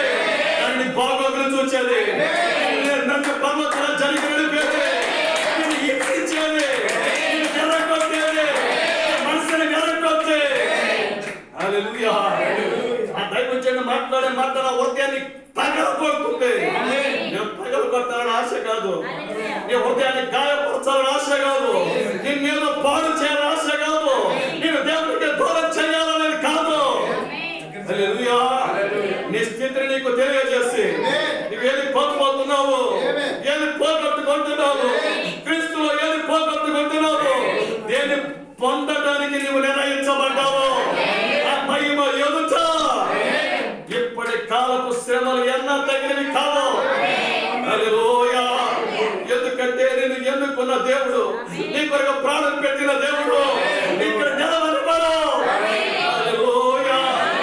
ఎందుకంటే నువ్వు సర్వశక్తునివై ఉన్నావు, నీవు దైవమై ఉన్నావు. ఓ నీవు పర్వక రాజ్యానికి వెళ్ళడానికి నిర్ణయించబడిన వ్యక్తివే. హల్లెలూయా. అందుకని మనకు సర్వాంగ కవచాన్ని ఇస్తున్నాడు. హల్లెలూయా. ప్రియమైన దేవుని బిడ్డలారా, యేసయ్య మాటలు వాడు వినలేకపోయారు. ఆయన సిలువ వేసి కొట్టారు. ఆయన రోగులను స్వస్థపరుస్తుంటే విశ్రాంతి దినాన్ని స్వస్థపరుస్తున్నాడని లోపాలు వెతికారు. ఆయన విశ్రాంతి దినానికి ప్రభు అని గ్రహించలేకపోయారు. హల్లెలూయా. ఆయన దెయ్యాన్ని వెళ్ళగొడితే ఈయన దేవుడు కాదు, ఈయన అక్రమ సంతానం, ఈయన వడ్లవారి కుమారుడు, ఇదిగో ఇతను బయలుదేపము వల్ల దెయ్యాన్ని వెళ్ళగొడుతున్నాడు అని తీసుకెళ్ళి సిలువేసి కొట్టారు. మరి ఇప్పుడు సిలువేసి కొట్టావుగా, ఇప్పుడు ఎవరు దెయ్యాన్ని వెళ్ళగొడతారు, ఎవరు స్వస్థపరుస్తారు, ఎవరు బాగు చేస్తారు? హల్లెలూయా. ఆ శిలోయమని కోనేటి దగ్గర, బెతెస్దా కోనేటి దగ్గర 32 సంవత్సరాలు, ఎన్ని సంవత్సరాలండి? 38 సంవత్సరాలుగా పడున్నాడు. కానీ యేసయ్య లేపడానికి 38 సెకండ్లు కూడా పడలేదుగా. హల్లెలూయా. ఈ పరిపెత్తుగా నడుమని చెప్పాడుగా. హల్లెలూయా. ఆయన మారు మనసు పొందాడా? పొందలా. యేసయ్యని అప్పగిస్తున్నాడు, యేసయ్యనే అప్పగిచ్చేస్తున్నాడు. మరలా కీడు చేయొద్దని యేసయ్య వచ్చాడు, చెప్పాడు. యేసయ్య హెచ్చరిక చేస్తున్నాడు. కానీ మానవుని హృదయం మోసకరమైనది, అన్నిటికంటే ఘోరమైన వ్యాధి కలది. నూతన హృదయం మనలోనికి వస్తే తప్ప, నూతన ఆత్మను పొందితే తప్ప 38 సంవత్సరాల వ్యాధి కూడా అతన్ని మార్చలేకపోయింది. హల్లెలూయా. అవునా? మీకు అర్థమవుతున్న ప్రవక్త ఒక బ్యూటిఫుల్ వర్డ్, ఒక మాట మాట్లాడతాడు. మానవుని చిత్తాన్ని వెర్రగా కొట్టడం అంత తేలిక కాదు. ఈ భూమి మీద అన్నిటికంటే అత్యంత కష్టమైనది ఏంటో తెలుసా? మానవ చిత్తాన్ని వెర్రగొట్టడం. నిజమండి. హల్లెలూయా. మానవుని చిత్తం ఎంత భయంకరమైనదంటే, నా ఇష్టమైందే నేను చేస్తా, నాకు ఇష్టమైందే నేను చేస్తా, నాకు ఇష్టమైన తిండే నేను తింటా, నాకు ఇష్టం వచ్చినట్టు నేను బ్రతుకుతా. హల్లెలూయా. వింటున్నారా? అపోస్తలులైన పౌలును, సౌలును పౌలుగా మార్చడానికి దేవుడే దిగి వచ్చాడు, గుడ్డివానిగా చేశాడు. నిరంతర శ్రమలు, నిరంతర హింసలు, ఆప్తాలు కంటి జబ్బుతో బాధపడుతున్నాడు, దినదిన నలగొట్టుకుంటున్నాడు. హల్లెలూయా. వింటున్నారా ప్రేమ దేవుని బిడ్డలారా? మానవ చిత్తం అన్నిటికన్నా భయంకరమైనది. అందుకే ఇశ్రాయేలీయులు 40 సంవత్సరాల పాటు ఆయన శిక్షించిన ఆ చిత్తాన్ని వాడు మార్చుకోలేకపోయారు. వింటున్నారా? హల్లెలూయా. కళ్ళ ముందు అగ్నిస్తంభం కనబడుతున్నా మార్పు లేదు, మేఘస్తంభం ఆవరించినా మార్పు లేదు. ప్రేమ దేవుని పెట్టారా? అందుకే ప్రభు శక్తిని బట్టి మనము బలవంతులై ఉండాలి. ఆయన మనలోనికి వస్తే హల్లెలూయా, మనలో ఉన్న గుజ్జంతా తీసేస్తే, ఖాళీ అయిపోతే, ఆయన తనను తాను, తన గుణ లక్షణాలను, తన వ్యక్తిత్వాన్ని, తన స్వభావాన్ని, తన ఆత్మను మనలో కుమ్మరించుకున్న రోజు హల్లెలూయా. అప్పుడు మన మనస్సు కాదు ఆయన మనస్సు పనిచేస్తుంది, మన చూపు కాదు ఆయన చూపు. హల్లెలూయా. ప్రేమ దేవుని బిడ్డ, నువ్వు జయించాలంటే ఒకటే మార్గం, ఆ జయించే శక్తి పరిశుద్ధాత్ముడు. నీ వల్ల కాదు, నా వల్ల కాదు, మన వల్ల కాదు, ఆయన వల్ల అవుతుంది. అవుతుందా? ఇప్పుడు ఆయన మనలోకి రావాలా? రావాలంటే మోకరించాలా? ప్రార్థన చేయాలా? ఏనాటి అభిషేకం ఆ రోజు మనం పొందుకోవాలి. హల్లెలూయా. ఒక గొప్ప దైవజనుడు అంటారు, నేను దినమునకు 6 గంటల ప్రార్థన చేయకపోతే ఆ రోజు నేను పడిపోయినట్టే. ఆ రోజు నేను చేయవలసిన పరిచర్యకు తగిన శక్తిని పొందుకోలేను. అనుభవంతో బోధ చేసేది కాదు, ఇది ఆత్మతో బోధ చేసేది, అభిషేకంతో బోధ చేసేది. ఆ అభిషేకం రావాలంటే ప్రభు యొక్క పాదాల శరణం. బైబిల్ కళాశాలలో నేర్చుకుని వచ్చేది కాదు ఇది. ఆమేన్. ప్రేమ దేవుని బిడ్డలారా, దేవుని సన్నిధిలోకి వచ్చినప్పుడు సానుకూల దృక్పథంతో ఉందాం, ఒక ఆశావహ దృక్పథంతో ఉందాం. దేవుడు దైవజనుడు వేరు కాదు. దేవుడు దైవజనుడు మనకి శత్రువులు అంతకన్నా. హల్లెలూయా. ఈ శరీరం అంటుంది నిన్నే అన్నాడు, నిన్నే అన్నాడు. నిజమే, వాస్తవమే. కానీ ప్రేమ దేవుని బిడ్డ, వెంటనే లోపల ఆత్మ చెప్పాలి, దైవజనుడు నా శత్రువు కాదుగా, దైవజనుడు ఆత్మీయ తండ్రిగా, నన్ను ఎలాగైనా సరే పరిపూర్ణుడిగా చేసి క్రీస్తు నిలబెట్టాలని అతని ఆరాటం. మేమే కదా అతని కిరీటం, మేమే కదా అతని జీవితానికి సార్థకత. మేము లేకపోతే అతగాడు లేడుగా, మేము లేకపోతే అతని జీవితానికి అర్థం లేదు. అతన్ని ఎన్నుకొనుటకు, అతన్ని పిలుచుటకు, అతనికి పరిచర్య అప్పగించుటకు ప్రజలు లేకపోతే పరిచర్య చేయడానికి దైవజనుడికి పని ఉంది. హల్లెలూయా.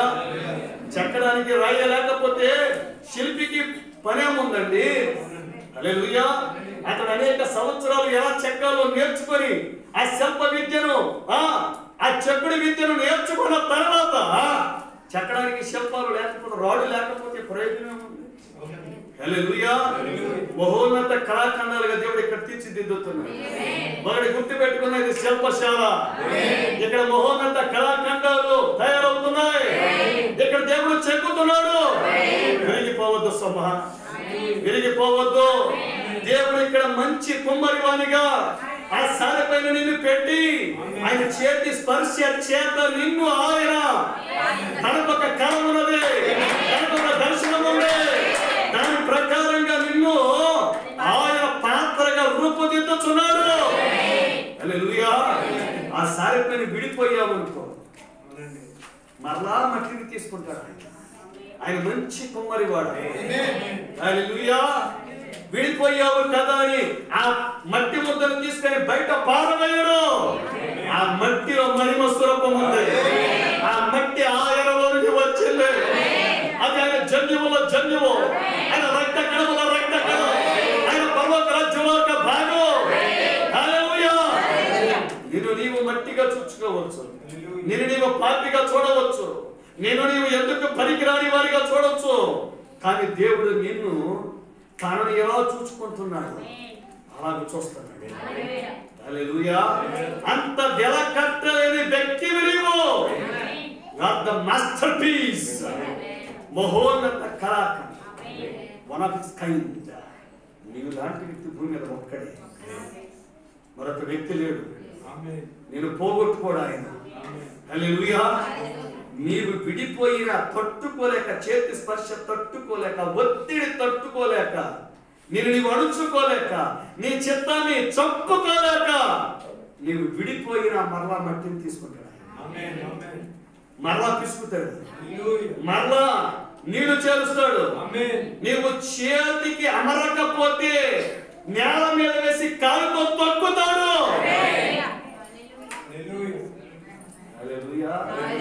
ఆ మట్టిలో ఉన్నటువంటి ఆ సన్నని రసను, ఆ సన్నని ఆ చిన్న చిన్న రాళ్ళు మొత్తం బయటికి వచ్చే వరకు ఆ కుమ్మరి ఆ మట్టిని ఆ శాలలో తొక్కినట్లుగా తొక్కుతాడు.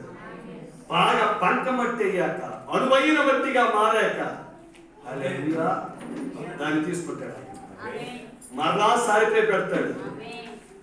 ఎలాంటి పని ఆయన నీ జీవితంలో ఆమేన్ నీవు బాప్తిసం పొందన అంటే ఒక వయసు వచ్చి ఆయన నీతో వ్యవహరించే సమయం నుండి, వ్యవహరించడం ప్రారంభించినప్పటి నుండి, నిన్ను సంధించడం ప్రారంభించినప్పటి నుండి ఎప్పటి వరకు అదే ప్రక్రియలో ఉన్నాడు ఆయన. హల్లెలూయా. తనకిష్టమైన పాత్రగా మలచడానికి నీవు అనుకోవచ్చు, నాకు ఆయనకేం పని, నేను అందరి వలె బ్రతకాలనుకుంటున్నా, ఆదివారం వస్తే సినిమాకి వెళ్ళాలని, సీరియల్ చూడాలని, నాకు ఇష్టమైన పూలు ధరించాలని, ఇష్టమైన ఆభరణాలు పెట్టుకోవాలని, ఇష్టమైన ఆహారం తినాలని, చక్కగా జీవించాలని ఆశగా ఉంది. కానీ ఏమీ ప్రభువారు చేయనివ్వకుండా, దేవుడు ఎందుకు ఎన్నుకున్నాడు, దేవుడు ఎందుకు ఏంటి నాకు అర్థం కావటంలా. కానీ ప్రియమైన దేవుని బిడ్డ, లోకస్తులకు నిరీక్షణ లేదు, పరలోక రాజ్య భాగ్యము లేదు, కానీ నీకుంది.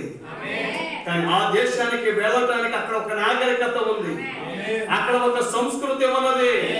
హల్లెలూయా. ఆ నాగరికతను నీవు ఇక్కడ అలవరుచుకున్న రోజు నిన్ను ఆ దేశానికి తీసుకుని వెళ్ళగలరు. అక్కడ ఒక విశ్వాసపు నాగరికత, ఆ దేశానికి అంటుకునే చట్టాలు ఉన్నాయి. హల్లెలూయా. విదేశాలకు వెళ్ళే ఆహ్వానం వచ్చిన రోజు నుండి వెళ్ళేవారు ఏం చేస్తారంటే ఆ దేశపు చట్టాలు కొన్నిటిని చదవటం మొదలు పెడతారు. ఆ దేశంలో ఉండే సంస్కృతి, సాంప్రదాయం, నాగరికత, అక్కడ ఉండే చట్టాలు దిగినప్పటి నుండి ఎలా నడుచుకోవాలి, ఎలా ప్రవర్తించాలి, రోడ్లు ఎలా దాటాలి, ఎక్కడ పడితే ఉమ్మి వేయకూడదు, ఎక్కడ పడితే అక్కడ మూత్ర విసర్జన, ఇలాంటి పిచ్చి పిచ్చి పనులు చేయకూడదు, ఇవన్నీ తెలుసుకుంటారు. నిజం. మన భారతీయులు అలా తెలుసుకోకపోతే ఒకరోజు ఆయన ఆఫ్రికా ఖండానికి వెళ్ళి ఈ చట్టాలు తెలుసుకోకుండా రోడ్డు పక్కనే తెలియదు పాప, ఎవరు చూడలేదు కదా అని మన అలవాటు కదా, చెప్తున్నాను ఏమనుకో. వెంటనే పక్కన హెలికాప్టర్ దిగింది, ఏంటి సౌండ్ వస్తుంది, గజ్జర్ సౌండ్ వస్తుందని చెప్పి ఎవరో వచ్చారని తిరిగి చూడగానే పోలీసులు వచ్చి లిఫ్ట్ చేశారు, ఫినిష్, జైలుకి వెళ్ళిపోయాడు. ఒకసారి ఒక ఆయన వేరుశనక్కాయలు మనం తింటూ ఆ పైన పక్కలు ఉంటాయి కదా, ఎక్కడపడతాడు పారేసుకుంటూ వెళ్తాం కదా మనం, మన అలవాటు కదా. మన భారతీయులు ఎక్కడికి వెళ్ళినా సరే దాని పక్కన జేబులో వేసుకుని డస్ట్బిన్లో వేద్దామని ఉండదు మనకి. ఇంట్లో తిన్నా అంతే, ఎక్కడ తిన్నా అంతే. ఈ అమెరికాకి వెళ్ళిన ఆయన ఈ భారతీయుడు పాపం ఏం చేస్తారంటే ఇది తీసి పడేసి, ఇది ఇటు పడేసి, ఇది ఇటు పడేసి, ఇది ఇటు పడేసి వెళ్తాడు. హల్లెలూయా. వెనకాల పోలీసు వాడు వస్తా ఉన్నాడు, మనోడి కారు ఆగింది, ఆళ్ళు ఆగారు. నేనే పాపం చేయలేదు, I did not commit any sin అన్నాడు. బాబు నువ్వేం చేయలే, వెనకాల చూడు రోడ్డు మీద తిరిగి చూస్తే బాబుగా అటు ఇటు అటు ఇటు వచ్చి వేసాను పక్కలో, మరి అందుకే వచ్చాను. రోడ్డు మీద వేసాను తప్ప ఎక్కడ వేస్తారాయా అన్నాడు. సరే నువ్వు కూడా అదే తప్ప కాబట్టి నేను ఎక్కడ అక్కడ వేస్తావు దా కమ్మని బేబీ అంటే దేశపు చట్టాలు తెలుసు. అంటే మనకి విచిత్రంగా అనిపించవచ్చు, కానీ ఆ దేశానికి ఆ చట్టాలు ఉన్నాయి. నిజం. కొన్ని దేశాల్లో అయినప్పుడు చిన్నపిల్లలు ముద్దు పెట్టుకోకూడదు, ముద్దు పెట్టుకుని జైలుకి వెళ్తాం. నిజం. ఎక్కడ ముద్దు పెట్టుకోవచ్చు, చిన్నపిల్లలు పసిపిల్లలు వెరీ క్యూట్ అని చెప్పి మన బొక్క మీద ముద్దు పెట్టుకుంటాం. అక్కడికి వెళ్ళాక పిల్లల్ని పట్టుకొని ముద్దు పెట్టుకుంటే ఇక అర్థం చేసుకొని పిల్లల్ని పాటు చేసేవాడు అని చెప్పి తీసుకెళ్ళి జైలుకి వెళ్తాం, జైలు వెళ్తాం. చట్టాలు తెలుసుకోవాలి. తెలుసుకోకపోతే ఇక్కడ మనకి ఏం నేర్పుతున్నాడు దేవుడు? పరలోక దేశపు పరలోక రాజ్యపు చట్టాలు నేర్పుతున్నాడు. ఎందుకంటే మనం పరదేశులం, మనం యాత్రికులు, మన వేరొక దేశానికి వెళ్ళవలసిన వ్యక్తులు. ఈ చట్టాలు మన భారత్కి అవసరంలా. ఎందుకంటే మన ఈ దేశంలోనే ఉంటారు. మనం ఈ దేశంలో ఉండేవాళ్ళం కాదు, ఈ భూమి మీద ఉండేవాళ్ళం కాదు. మనం వేరొక లోకానికి చెందిన వాళ్ళం. మనం అక్కడికి వెళ్ళబోతున్నాం. అక్కడికి వెళ్ళాలి అంటే ఆ దేశపు చట్టాలు తెలుసుకోవాలి. ఆమె ఎలా వెళ్ళాలో తెలుసుకోవాలి. అవునా కదా? వెళ్ళడానికి కొన్ని కావాలిగా.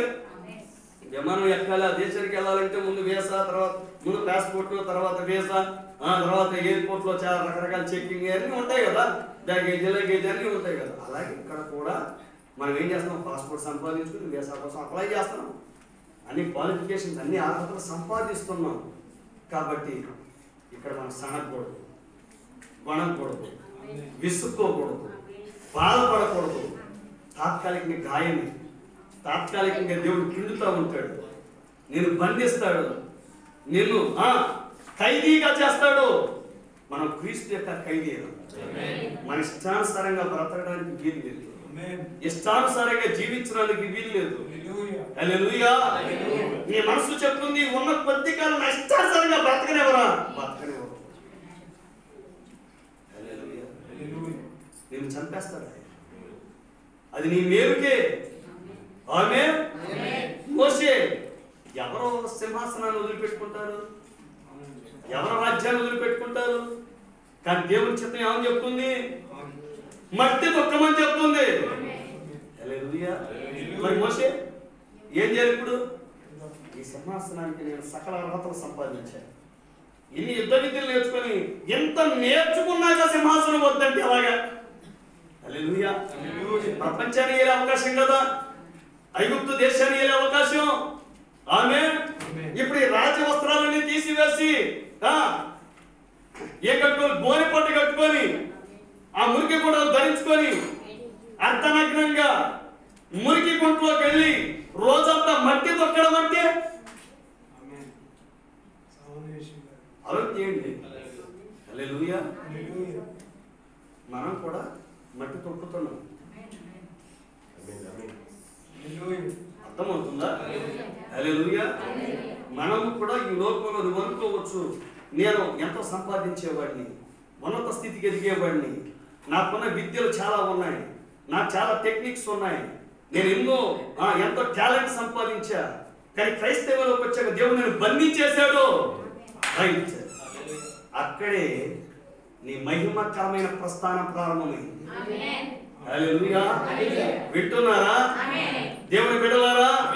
దేవునికి లోబడితే మన జీవితం అత్యంత మహిమకరంగా ఉండబోతుంది. హల్లెలూయా. ఐగుప్తు దేశంలో ఉంటే మనోడు చనిపోయి ఏదో ఒక మమ్మీగా పిరమిడ్ లో ఉండేవాడు. అవునా? కానీ చనిపోదు కదా పైకి అన్నాడు దేవుడు. మాటలా దేవుడు చెప్పడం అంటే దేవుడు దిగొచ్చి దారాన మోసే పైకి వచ్చి చనిపోదు కదా కొండెక్క అన్నాడు. అవునా కదండి? హల్లెలూయా. నేనంత బలంతో ఉన్నాను, ఏ వ్యాధి లేదు, ఏ కష్టం లేదు, ఏ వృద్ధాప్య సమస్య లేదు మోసేకి. కనీసం కలజోడు కూడా లేదు. పైకి వెళ్ళాడు, కొండ మీద కూర్చున్నాడు, దేవుడు ప్రాణం తీసేసుకున్నాడు. అంతే. ఎంత చక్కటి మరణం, ఎంత మహిమకరమైన మరణం. దేవదూతలు వచ్చారు, సమాధిని తవ్వారు, పాతి పెట్టారు, మరలా పునరుద్ధారణగా దేవుడు చేశాడు, తీసుకుని వెళ్ళిపోయాడు, పరదేశంలో పెట్టాడు. హల్లెలూయా. నీవు దేవునికి లోబడితే, నీవు దేవునికి ఇష్టనిగా ఉంటే, నీవు దేవునికి ప్రియునిగా ఉంటే, ఈ భూమి మీద నుండి నువ్వు దేవునికి అప్పగించుకోగలిగితే నీ జీవితం అత్యంత మహిమకరంగా ఉంటుంది. నా చిత్తం, నా ఇష్టం, నా యొక్క పద్ధతి, నా విధానం, నా అలవాటు. ప్రేమ దేవుని బిడ్డ, ఈ శరీరం మాట వినొద్దు దయచేసి. ప్లీజ్, ఈ శరీరం మాట వింటే నశించిపోతావు. హల్లెలూయా. ఇది దేవుని మాటే కానీ దైవజనుడు నేను నశించిపోతాను, నేను చచ్చిపోతాను అంటున్నాడు. నీ శాపనార్థాలు పెట్టడానికి ఎక్కడ లేవు, అర్థం చేసుకో. నిజం దేవుని బిడ్డ. కానీ నీ స్థితి ఏంటో దేవుడు తెలియజేస్తున్నాడు. మన స్థితి ఏంటో మనకి తెలియజేయడానికి దేవుడు మనల్ని ఇక్కడికి పిలిపించాడు. అర్థమవుతుందా? కానీ నిన్ను చంపాలన్నది ఆయన ఉద్దేశం కాదు. నేను నశింప చేయాలన్నది ఆయన ఉద్దేశం కాదు. కానీ నువ్వు నశించిపోకుండా, నువ్వు చనిపోకుండా, నిన్ను మరణం నుండి జీవమానికి దాటిపోయేలా చేయాలని ఆయన నిన్ను ఇక్కడ పిలిపించిన ఉద్దేశం, నడిపించిన ఉద్దేశం, నీతో మాట్లాడే ఉద్దేశం, నేను బలపరుస్తున్న ఉద్దేశం, నేను గాయపరిచిన, నేను ఏది చేసినా నీ మంచి కోసం. సంతోషవంతమైన స్తోత్రం చెప్తాము. హల్లెలూయా. మన పోరాడుతున్నది ఎవరితో అంటే ప్రధానులతో, అధికారులతో, ప్రస్తుత అంధకార సంబంధులు, లోకనాథులతో, ఆకాశ మండలమందున దురాత్మల సమూహములతో పోరాడుతున్నాం. మన జీవితం అంతా పోరాటమే. మన జీవితం అంతా యుద్ధ భూమిలో ఉన్నాం. వింటున్నారా? హల్లెలూయా. మీకు అనిపిస్తుంది ఎవరిని పగలంతా పని చేయాలి, మరలా ప్రార్థన, మరలా ఆరాధన, ఆదివారం కూడా విశ్రాంతి ఉండదా? ఏంటి మన జీవితాలు? కొద్ది కాలం శ్రమ పడితే, కొద్ది కాలం శ్రమ పడిన మీదట మహిమలోనికి ప్రవేశించాలి. హల్లెలూయా. ఒక విధంగా చెప్పాలంటే మన భక్తిని పక్క మనం పొందబోయే సౌభాగ్యాన్ని ఈజ్ ఈక్వల్ టు అనడానికి లేదు. అర్థమైందా? మనం చేసే భక్తి ఈతకాయ అయితే మనకి దేవుడు ఇచ్చేటటువంటి భాగ్యం, పరలోక రాజ్య భాగ్యం ఎంత? పనసకాయ ఎంత? మన ఈతకాయ ఎంత కూడా చేయకపోతే ఎలాగా? కనీసం అవునా కదా? హల్లెలూయా. వింటున్నారా దేవుని బిడ్డలారా? అప్పగించుకుందామా దేవునికి? సమర్పించుకుందామా? అందుచేతను మీరు ఆపద్దినముందు వారిని ఎదురించుటకును సమస్తము నెరవేర్చిన వారే. ఏంటండి? అందరం చెప్తామా? సమస్తము నెరవేర్చిన వారై. కొంత నెరవేర్చిన వారై ఉందా? చెప్పాలి. సమస్తము నెరవేర్చిన వారై. నెరవేరుద్దామా? సమస్తము నెరవేరుద్దామా?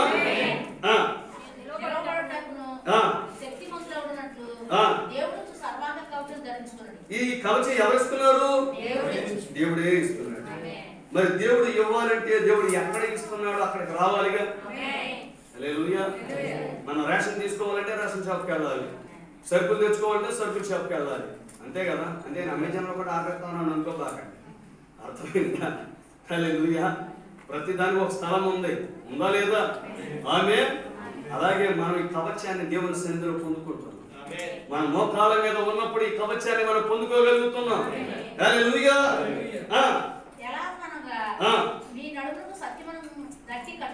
ఏమంటే మన నడుముకి ఏ దట్టి కట్టుకోవాలి? దట్టి అనగా బెల్ట్. హల్లెలూయా. అంటే నడుముకి మన వాడు అంటే ప్రసూతి తర్వాత నడుము కొంచెం బలహీనం అవుతుందని గట్టిగా దట్టి కట్టుకుంటారు. గుర్తుందా? హల్లెలూయా. నడుము బలహీన పడకుండా, ఇప్పుడు మన జీవితంలో నడుము బలహీన పడకుండా, మనం స్వర్గిపోకుండా మనం ఏం కట్టుకోవాలి? ఏ దట్టి ఇది? సత్యం అనే దట్టి. సత్యం ఏమిటి? యోహాను 17:17 ప్రకారంగా నీ వాక్యమే సత్యం. హల్లెలూయా. వాక్యం అనే బెల్ట్ మన నడుముకి ఉన్నప్పుడు హల్లెలూయా మన నడుము బలహీన పడదు. మన పక్కకి స్వరిగిపోము, ఒరిగిపోము. నడుము మీద చేసుకొని ఇదిగో నేను పడిపోతున్నా అని మనం అనము. వాక్యాన్ని కట్టుకోవాలి, వాక్యం చాలా గట్టిగా బిగించుకోవాలి. హల్లెలూయా. ఇప్పుడు నీతి మైమరువు అంటే బ్రెస్ట్ ప్లేట్ అంటే దాని అర్థం ఏంటంటే ఛాతికి కవచం. ఏంటంటే ఛాతికి కవచం. నీతి అంటే ఏంటంటే యాకోబు రాసిన పత్రికలో అబ్రహాము దేవుని నమ్మాడు, అది అతనికి నీతిగా ఎంచబడింది. రైట్? హల్లెలూయా. దేవుని నమ్మటం అంటే వాక్యాన్ని నమ్మటమే నీతి. అర్థమైందా? హల్లెలూయా. ఏమండి? అబ్రహాము దేవుని నమ్మాను, అది అతనికి నీతిగా ఎంచబడెను. ఇప్పుడు నువ్వు దేవుని నమ్మితే, దేవుడిని నమ్మితే దేవుని అడుగుజాడలో నడుస్తావుగా, దేవుడు చెప్పినట్లుగా జీవిస్తావుగా. అదే మన నీతి. మన నీతి అయితే మునిగిపోవడం, కానీ ఆయన నీతి మన పరలోక రాజ్యానికి నడిపిస్తుంది. అవునా? దేవుని రాజ్యం అంటే భోజనమును పానమును కాదు కానీ నీతి. ఏ నీతిది? నీవు దేవుని నమ్మితే, ఇప్పుడు నమ్మిన వాడు ప్రభా నువ్వు దేవుడివి అని నమ్ముతున్నా అని చెప్పని నేను ఊరిలో ఉంటానంటే కుదిరిద్దా? చెప్పండి. అబ్రహాము ఊర్లో ఉన్నాడు, ఊరిలో ఉన్నాడు. డౌటా? ఊరి పేరే ఊరు. ఊరి పేరే ఊరు. ఆ ఊరు నుండి బయటకు వచ్చే అన్నాడు నువ్వు దేవుడివి నమ్ముతున్నా కానీ ఇక్కడే ఉంటానంటే మరి నమ్మినప్పుడు ఏం చేయాలి? దేవుడు చెప్పినట్లు అందులో బయటికి రావాలి. రైట్? వాగ్దాన దేశానికి నడవాలి. ఇప్పుడు నీవు దేవుడని దేవుడిని నమ్మితే దేవుడు చెప్పినట్లు చేసినప్పుడు అది నీ నీతి.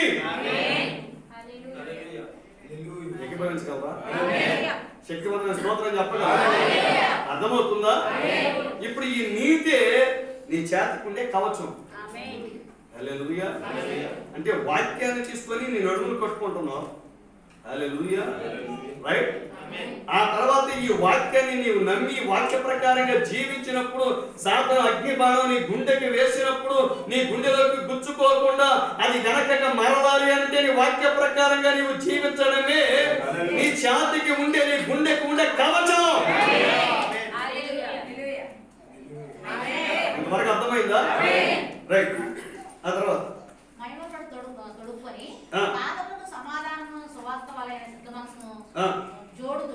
ఏమంటే పాదాలకు ఏమన్నారు? ఇప్పుడు సమాధాన స్వార్థ వలన నైన సిద్ధ మనస్సును చూడు. ఇప్పుడు నీ పాదరక్షలు అంటే ఏంటో తెలుసా? ఇప్పుడు ఇంట్లో నుండి బయటకు వచ్చావు, నీవు ఏ ప్రయాణం కట్టాలన్నా నువ్వు ఏ ప్రయాణం చేయాలన్నా ముందు చెప్పులు ఏమన్నా బయటకు వెళ్తావా? చెప్పాలి. చెప్పులు ఉండాలా? చెప్పులు ఉండాలంటే ఏ జోడి ఏ చెప్పులు ఇవి? సమాధాన స్వార్థ వలనైన సిద్ధ మనస్సు. సమాధాన స్వార్థ అంటే నీవు దేవునితో సమాధాన పరిచయ స్వార్థ. ఏకీపించగలమా? హల్లెలూయా. ఇప్పుడు నువ్వు ఇంట్లో నుండి బయటకు వచ్చి ఎంత మంచి బట్టలు వేసుకున్నా చెప్పులు ఏమైనా బయటకు వెళ్ళలేవు. రాడు గుచ్చుకుంటే మేకులు గుచ్చుకుంటే ఏదైనా సరే నీ జీవితానికి ఇక ప్రయాణం సాగదు. రైట్?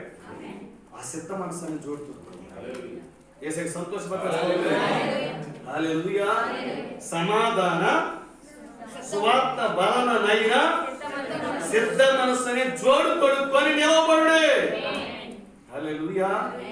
మరి సర్వాంగ కవచం ధరించుకొని ఈ జోడు లేకపోతే ప్రయాణం నేను అందుకు ఒకసారి మీకు బాధ చేసే గుర్తుందో లేదు. హల్లెలూయా. నీకు సిద్ధపాటే కాదు ఏముండాలి? సన్నద్ధత. మర్చిపోయారా మనం? ప్రయాణానికి ఏముండాలి?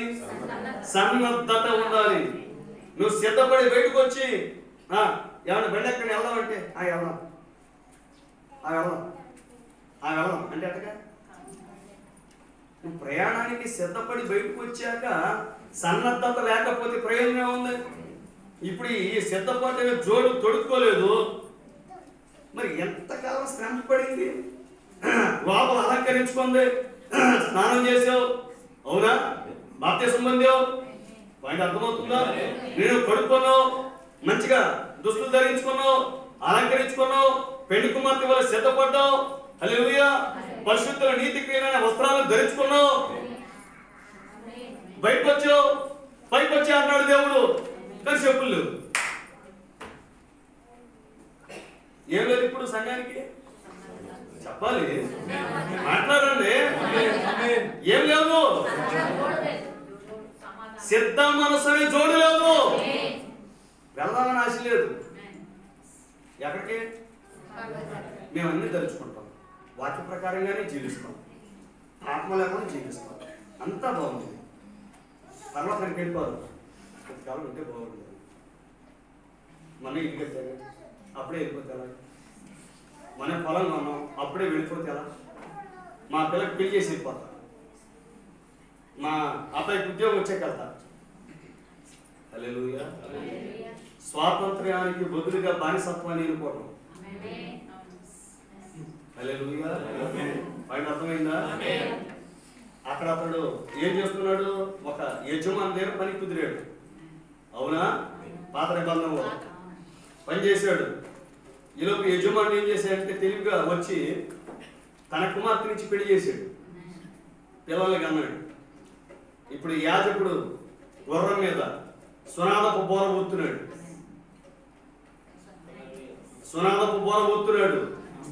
ఆ బోర ధ్వని ఇతనికి వినపడింది.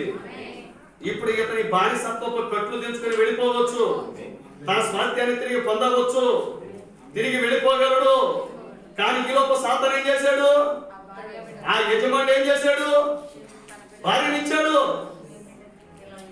పిల్లలు పొందాడు. ఇప్పుడు దేవుడు పెట్టిన చట్టం ఏంటో తెలుసా? నీవు తిరిగి వెళ్ళిపోవాలంటే భార్య ఇక్కడే వదిలేయాలి, పిల్లలు వదిలేయాలి. ఇక్కడే మనకు ఎక్కడ లేని బాధ వేస్తుంది. హల్లెలూయా. భార్యను విడిచిపెట్టాలా, పిల్లల్ని విడిచిపెట్టాలా? ఇప్పుడు తండ్రి ఆ తట్టపట్ట పలుగు పార మొత్తం వదిలేసి తిరిగి నా స్వాస్థ్యానికి వెళ్ళిపోదాం అని అంటే కాళ్ళ దగ్గర ఎవరు తెలుసా? వెనకాల వాటేసుకుని ఉంటారు, వెనకాలలో సోకా పెడతాం. ఇప్పుడు ఇతను బయటికి వెళ్ళగలరా? వీళ్ళు విడిచిపెట్టి వెళ్ళగలరా? హల్లెలూయా. ప్రవక్త అందుకే అంటున్నాడు, ఈ లోకంలో ఈ లోకపు యజమాని సాతాను తీసుకొచ్చిన క్రమాన్ని బట్టి, ఆ పాపపు విధానాన్ని బట్టి నీకు భార్య పిల్లలు. చాలా జాగ్రత్తగా అర్థం చేసుకోవాలి ఈ వర్తమానాన్ని, లేకపోతే అపార్థం చేసుకునే అవకాశం ఉంది. దేవుడు కదా మనకి భార్య పిల్లలు ఇచ్చింది అనుకుంటావు నీవు, కానీ దేవుడే ఇచ్చిన క్రమం ఏ క్రమం? ఏదైనా తోటలో సాతాను తీసుకొచ్చిన విధానాన్ని బట్టేగా. పాయింట్ అర్థమవుతుందా? హల్లెలూయా. ఇప్పుడు ఆ క్రమంలో నీకు భార్య పిల్లలు కలిగారు. ఇప్పుడు నీ తపన, నీ ఆలోచన, నీ ఆరాటం మొత్తం, నీ యొక్క దృష్టి, నీవు చేసే ప్రతి పని దేనికోసమో తెలుసా? నీ స్వాతంత్ర్యం కోసం కాదు. జాగ్రత్తగా గమనించండి. హల్లెలూయా. ప్రార్థన స్వాతంత్ర్యాన్ని ఇస్తుంది. ప్రభువే ఆత్మ. ఆత్మ ఎక్కడ ఉందో అక్కడ స్వాతంత్ర్యం ఉంటుంది. ఈ శరీరం నుండి విడుదల పొందడానికి నువ్వు సిద్ధపడుతున్నావు, ఎంత మట్టుగా సిద్ధపడుతున్నావు. కానీ భార్య పిల్లలు గుర్తొస్తే అన్నయ్య గుర్తొచ్చింది, పని గుర్తొచ్చింది. హల్లెలూయా. ఎన్న కొరకు పార తట్ట తీసుకొని ఉపవాస ప్రార్థన. ఏం ప్రార్థన చేస్తాం? ఇప్పుడు ఎటు వెళ్తున్నావు? ఎటు? హల్లెలూయా. స్వాతంత్ర్యమునకు బదులుగా ఏమనుకుంటున్నావు? బానిసత్వాన్ని. అందుకే ప్రభుత్వం చాలా బ్యూటిఫుల్, చాలా అద్భుతమైన పదం చెప్తారు ఆయన.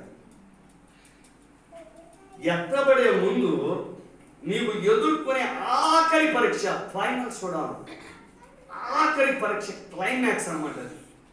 ఏంటో తెలుసా? హల్లెలూయా. నీ దేహం మారాక 40 రోజుల పాటు భూమి మీద తిరుగుతూ ఉంటావు. ఇది ఎక్కడి నుంచి పట్టుకొచ్చారో బోధ అనుకోకండి. ప్రవక్త చెప్పిన మాట, మొదటి రాకలో ఏది జరిగిందో రెండవ రాకలో కూడా అదే జరిగింది. హల్లెలూయా. వాళ్ళు పునరుద్ధానులు అయ్యాక 40 రోజుల పాటు అందరికీ కనపడ్డారా లేదా? చెప్పాలి. హల్లెలూయా. ఇప్పుడు నీ దేహము మార్పు పొందాక నీవు 40 రోజుల పాటు భూమి మీద తిరుగుతూ ఉంటావు. నీవు నీ పిల్లలకు కనిపిస్తావు, నీ భార్యకు కనిపిస్తావు, నీ భర్తకు కనిపిస్తావు. ఇప్పుడు వీళ్ళు కాలు పట్టేసుకుంటారు. నాన్న ఎక్కడికి వెళ్తావు?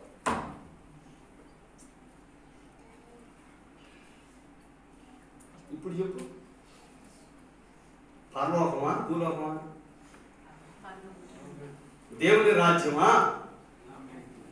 ఈ భార్య పిల్లల? నేను లేకపోతే చిన్నది నిద్రపడదు, నేను లేకపోతే చిన్నది నా మీద ఖాళీ అయింది, దానికి నిద్ర పట్టదు. ఉదయాన్నే లేచేది దుప్పటి తీగానే నాన్నని వెతుకుంటూ వస్తుంది చిన్నది. నేనేం చెప్పాలి? నేను లేకపోతే దానికి నిద్ర పట్టదు. నేను లేకపోతే పిల్లల పరిస్థితి ఏంటి? 40 రోజులు. ఎన్ని రోజులు? ఇప్పుడు ఈ పనినే చేయించలేక ఉపవాస ప్రార్థనకే రాలేకపోతే ఇప్పుడే మనసు మారకపోతే ఎత్తపడ్డాక మనసు మారింది అనుకుంటున్నారా? ఎంత తీవ్రమైన గడియో అర్థమవుతుందా? ఈ వర్తమానం ఎంత అత్యవసరమైన వర్తమానం అర్థమవుతుందా?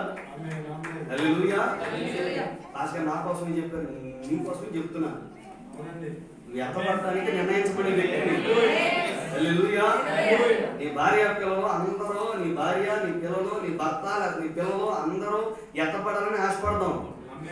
కానీ ఇస్సాకు ఏశావును ప్రేమించాడని దేవుడు ప్రేమించాల.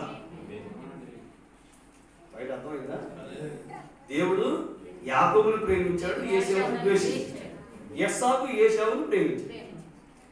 మన తల్లి రెబ్కమ్మ యాకోబును ప్రేమించాడు. ఇద్దరు పంచుకున్నారు. హల్లెలూయా. వీళ్ళిద్దరిని ఎలా పెంచాలా అలా పెంచాలా? వింటున్నారా? ఇస్సాకు 20 సంవత్సరాల తర్వాత ప్రార్థన చేస్తే పిల్లలు కలిగారు. అవునా? ప్రార్థన చేసిన తర్వాత పిల్లలు కలిగితే వాళ్ళు ఎలా పెంచాలో పెంచరా? నిజం. ఎందుకంటే జ్యేష్ఠత్వపు హక్కు అన్న ఆ హక్కును గురించి, దానివల్ల కలిగే ఫలితాలు, దానికి ముడిపడి ఉన్న ప్రయోజనాల గురించి ఏశావుకి ఇస్సాకు సంపూర్ణమైన రీతిలో చెప్పలేదు.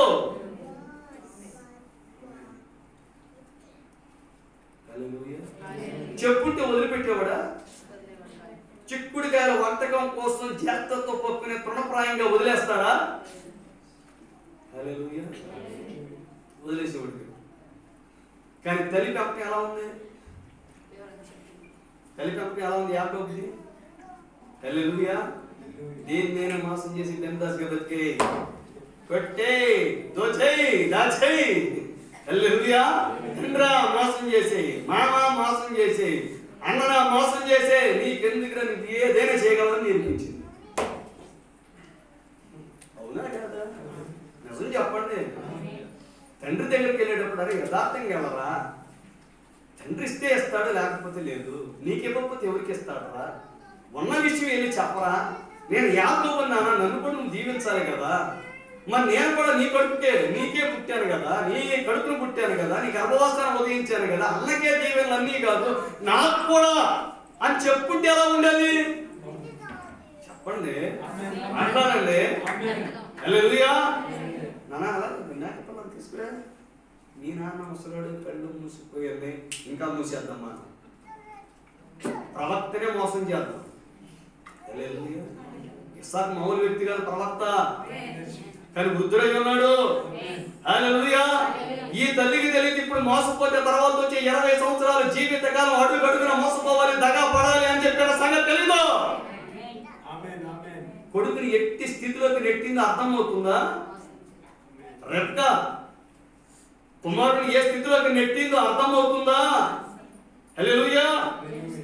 యాకోబు పాపం మనవడు మామూలుడు కాదు, జ్యేష్ఠత్వం కోసం కాసుకుని కూర్చున్నాడు. కడుపులోనే పోరాడాడు. ఈ భూమి మీద ఎవరో కడుపులో యుద్ధం చేసినాడు ఎవడో లేడు, యాకోబు తప్ప. మనోడు ఎట్టి అభిషేకం పొందాడంటే గర్భస్థ దశలోనే అన్నా నువ్వు బయటికి వెళ్తే ఊరుకొని నేను ముందుకెళ్ళిపోతానని చొచ్చుకొచ్చేస్తాడు మనోడు. ఇలాంటి వాడికి తల్లి కంపకం తోడయింది. అర్థమైందా?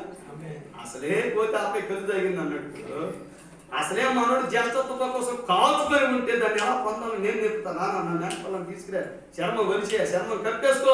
మీ నాన్నకి తెలుసు, మీ నాన్న కాశీ పడిపోసి ఇన్ని సంవత్సరాలు నేను ఆయన వెళ్ళినప్పుడు ముందు వాసన చూస్తాడు, తర్వాత తడుగుతాడు.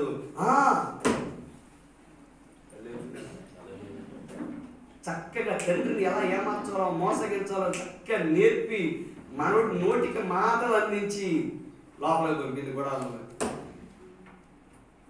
ఎలా నాన్న మోసం చేసేవా?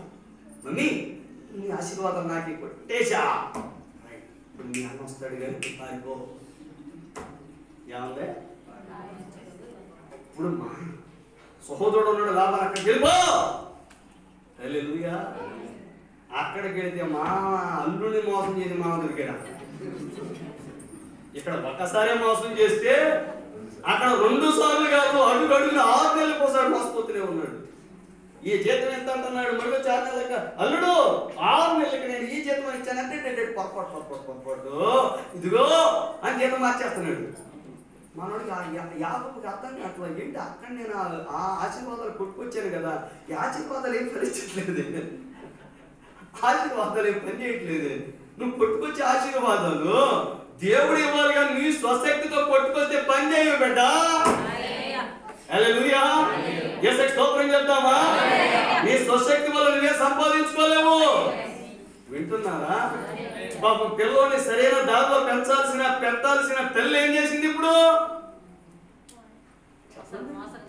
ఏం చేసింది? మోసం చేయడం నేర్పింది. ఇప్పుడు జీవితాన్ని మోసపోతూనే ఉన్నాడుగా. విత్తనం ఇంతే, ఫలితం విత్తనం ఏమో గుర్తుందా? రసం గుర్తుందా? హల్లెలూయా. విత్తనం ఎంత, ఫలితం పంట. నిజం దేవుని పెట్టారా? పిల్లలను మనం ఎలా పెంచాలంటే ప్రభు యొక్క శిక్షలను బోధలను వారిని పెంచుడి. వారి అమాయకులు, వారికి తెలియదు, వారిని వారు సంపాదించుకోవడం, వారి హ్యాండిల్ చేసుకోవడం వాళ్ళకి రాదు, వారి పసిపిల్లలు. మరి నీకంతా తెలుసుగా. హల్లెలూయా. నీవు ఆ వయసు నుండే వచ్చావుగా. ఆమేన్. మరి ఇప్పుడు నీ పిల్లలకి నువ్వేం చేయాలి? వాళ్ళకి అర్థమయ్యే రీతిలో చెప్పాలి, వాళ్ళ కోసం ప్రార్థన చేయాలి, వారిని శిక్షించాలి. హల్లెలూయా. ఏమంటే మేము అస్సలు పట్టమండి. వ్యర్థం వాడని వాడు తన కుమారునికి, చెప్పండి ఒకసారి, ఒకసారి అందరూ చెప్పాలి, తల్లుడు గట్టిగా చెప్పాలి, చెప్పాలి, మీ నోటితో పలికించాలి ఈ మాట, చెప్పాలి అందరూ. ఏం మాట్లాడ? వ్యర్థం వాడని వాడు తన కుమారునికి, ఇంకా కొంచెం అర్థం కదా, వినపడదు ఇంకా అంటే ఏంటి అర్థం? శత్రువు. ఇప్పుడు నీ పిల్లలకు నువ్వు శత్రువుగా ఉండాలనుకుంటున్నావా, మిత్రుడిగా ఉండాలనుకుంటున్నావా? కళ్ళారా చేస్తే చెట్టే వాళ్ళ పిల్లలు ఎలాగా? కళ్ళారా చేస్తే పిల్లలు సెట్ అయిపోవాలి. బైబిల్లో కళ్ళెర్ర చేయి సెట్ అవుతారని చెప్పరా? సర్వశక్తుడు అనంత జ్ఞాని అయిన దేవుడు ఆయన ఏమన్నాడు? బెత్తం వాడు అన్నాడు. ఏమన్నాడు? చెప్పాడా బెత్తం వాడమని? నేను గరి తీసుకొని పక్కమల్లా అప్పుడా కర్ర అప్పకాడ తీసుకొని నెత్తి మీద ఒకటి వాతలు పెట్టని చెప్పరా? నిన్ను దేంతో కొట్టాలో కూడా ఆయనే చెప్పాడు. మంచి దేవుడు అండి. చెప్పాడు చేత్తో బాధ అని చెప్పలా, పడపాసి పెట్టమల్లా. అర్థమైందా? గిల్లు గిచ్చు తడపాసి పెట్టు, నెత్తి మీద ముట్టుకెళ్ళి చెప్పలా. ఏం చెప్పాడు? దేవుడితో బెత్తం. మరి ఇంట్లో బెత్తం ఉందా? అదే బడే పెట్టండి బెత్తం ఉంటుంది. ఇల్లు బడైనప్పుడు బడి చేసాలవదు. పాయింట్ అర్థమైందా? హల్లెలూయా.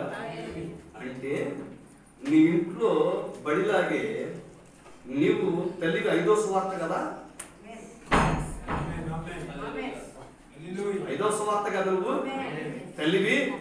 నీవు ఇక్కడ బెత్తం వాడితే బడి నుండి అతను ఆమె చేసానికి వెళ్ళరు, జైలుకి వెళ్ళరు. అర్థమవుతున్నా? బాల్య నేరస్తులు ఎవరు? బాల నేరస్తులు ఎవరు? ఇంటికి తిరిగి వస్తారు. చెప్పేది అర్థం కాదు కాబట్టి కదా బైబిల్ చెప్పేది. బాలుని హృదయంలో మూఢత్వం స్వాభావికంగా పుట్టును, శిక్షా దండము వారిని అందులో నుండి తోలివేయును. మీకు కంఠవాక్యం ఇవ్వమంటారా? కంఠస్థవాక్యం ఇవ్వమంటారా? వచ్చేది వారు అప్పచెప్తారా మీరు అందరూ తల్లులు? హల్లెలూయా. ఇది చదవాలి, కంఠస్థం పట్టాలి. హల్లెలూయా.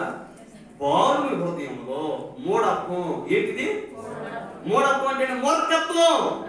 ఇదే చేస్తా, ఇంతే చెప్తా, ఇదే చెప్తా. అప్పుడు ఏం చేయాలి? నీకు ఇష్టం లేదా? నేను పానీపూరి తెస్తా. నీకు పులిహార ఇష్టం లేదా? నేను బయటకు వెళ్ళి పులిహోర పట్టుకొస్తా. నీకు ఈ డ్రెస్ ఇష్టం లేదా? నేను ఊరంతా తిరిగి నేను నీకోసం ఐశ్వర్య బట్టలు పట్టుకొస్తా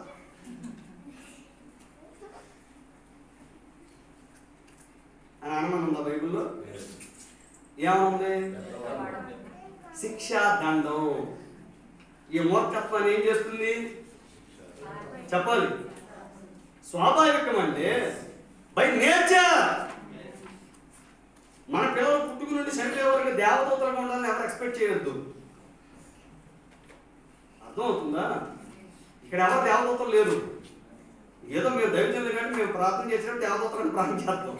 మీరు అన్నంత మాత్రం దేవదూతలు ఊహించేసుకొని భాస్కర్ పుట్టినరోజు దేవదూతలు అన్నాడు కాబట్టి వీళ్ళు దేవదూతలు పట్టకూడదు పట్టకూడదు ఏమనకూడదు, సాక్షాత్ దైవాలు నవ్విద్దామని. ఎందుకంటే ఇక అక్కడి నుంచి అమ్మో దేవదూత వచ్చేస్తున్నాడు, అమ్మో దేవుడు వచ్చేస్తున్నాడు. దేవుడు బాబు కాబట్టి నేను పిల్లలు పట్టకూడదు, పుట్టి వేసే కొడతాడు, అమ్మాయిని పట్టకూడదు, తిట్టకూడదు, ఏమీ అనకూడదు.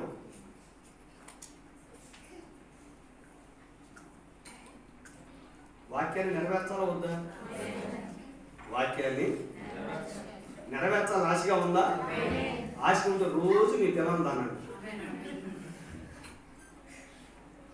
నేను చెప్పే మాట కాదు. హల్లెలూయా.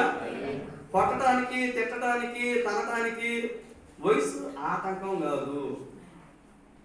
నీ పిల్లలు ఏమన్నా మీకుంటే నాకున్నారు ఇద్దరు పిల్లలు అంటే చెప్తున్నాను. అర్థం చేసుకో. మీ ఎక్స్ప్రెషన్స్ నాకు తెలుసు. అర్థమవుతుందా? హల్లెలూయా. పిచ్చోడు ఎక్కడ నిలబడాల? వివేచన వరం కలిగే నిలబడ్డా. ఆమె దైవజనుడికి దేవుడు వివేచన వరం కూడా ఇస్తాడు. హల్లెలూయా. ఎందుకంటే హృదయ తలంపులను వివేచించేది దేవుడి వాక్యం. అది ఏం చేస్తుంది? రెండింటిని విభజించినంత మట్టుకు దూరచ్చు ఉందా? హల్లెలూయా. చాలా మంది ఏమంటారు, నువ్వు వెంట తెలుస్తుంది, నీకు ఉంటే తెలుస్తుంది, నువ్వు వడుతున్నావా? నేను చెత్తపడతాను నాకు తెలుసు, అందుకే మీకు చెప్పగలుగుతున్నా. కొట్టకపోతే నువ్వు శత్రువు. ఎవరికి?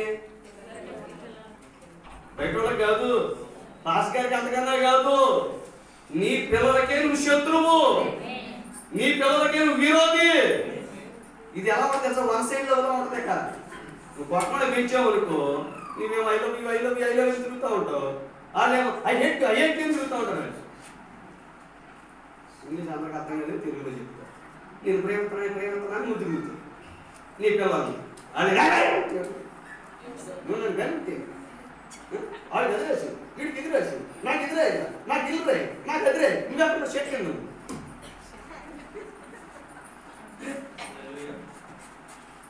వాళ్ళకి నీ మీద ప్రేమతో నీ ఆస్తుల పైన వింటున్నారా? హల్లెలూయా. ఇక నువ్వు ఏది చెప్పినా ఒక వయసు వచ్చాక ఆ పిల్లలకి ఎలా ఉంటుంది తెలుసా? ఏకటిసి చంపేద్దాం అని ఉంటుంది పిల్లకాయలకి. అమ్మా నాన్న వీళ్ళు దొరికితే వీళ్ళు చంపేద్దాం, లేదా పోలీసు వాళ్ళు ఉన్నారు కాబట్టి మీరు బతిపాడుకుంటున్నారు. మీరు నిజం. వాళ్ళకి ఏదో బడిలో మాలాంటి ఉపాధ్యాయుడు చెప్తాడుగా, అమ్మా ఏదైనా చేసేవారికి అయ్యారు ఏదైనా చేసేవారికి వెనకాల పోలీసు వాళ్ళు ఎముకలు సున్నలేమో కొడతారని వాళ్ళు చెప్పుకుంటారు కదా. మళ్ళీ మేము కూడా ఫీల్డ్ ట్రిప్లు ఉంటాయి, పోలీసు వాళ్ళ దగ్గర తీసుకొని వెళ్ళి ఇదిగో తుక్కాకెట్టకి వెళ్ళిద్ది ఇవన్నీ చెప్తారండి. చెప్పబట్టి మనం తల్లిదండ్రులు బతుకుతున్నారు. లేకపోతే నువ్వు పెంచిన గారాబానికి, నువ్వు చేసిన గారాబానికి ఎప్పటికీ నువ్వు రోజు చెప్పేసి తేడా వదిలిపోతుంది. హల్లెలూయా. ఎందుకని? మన పేపర్లో అలా ఉంది కాబట్టి. హల్లెలూయా. నాకు తేడా కాదు, నీ పిల్లలకి తేడా, నాకెందుకు అర్థం కాదా? వాళ్ళు ఎలా అనుకుంటారు. ఇక లేచిన కాడి నుంచి నువ్వు ఎలా కనిపిస్తావు వాళ్ళకి? చెప్పాలి, శత్రువు. ప్రతి ఒక్క కష్టపడి చేద్దాం అమ్మనే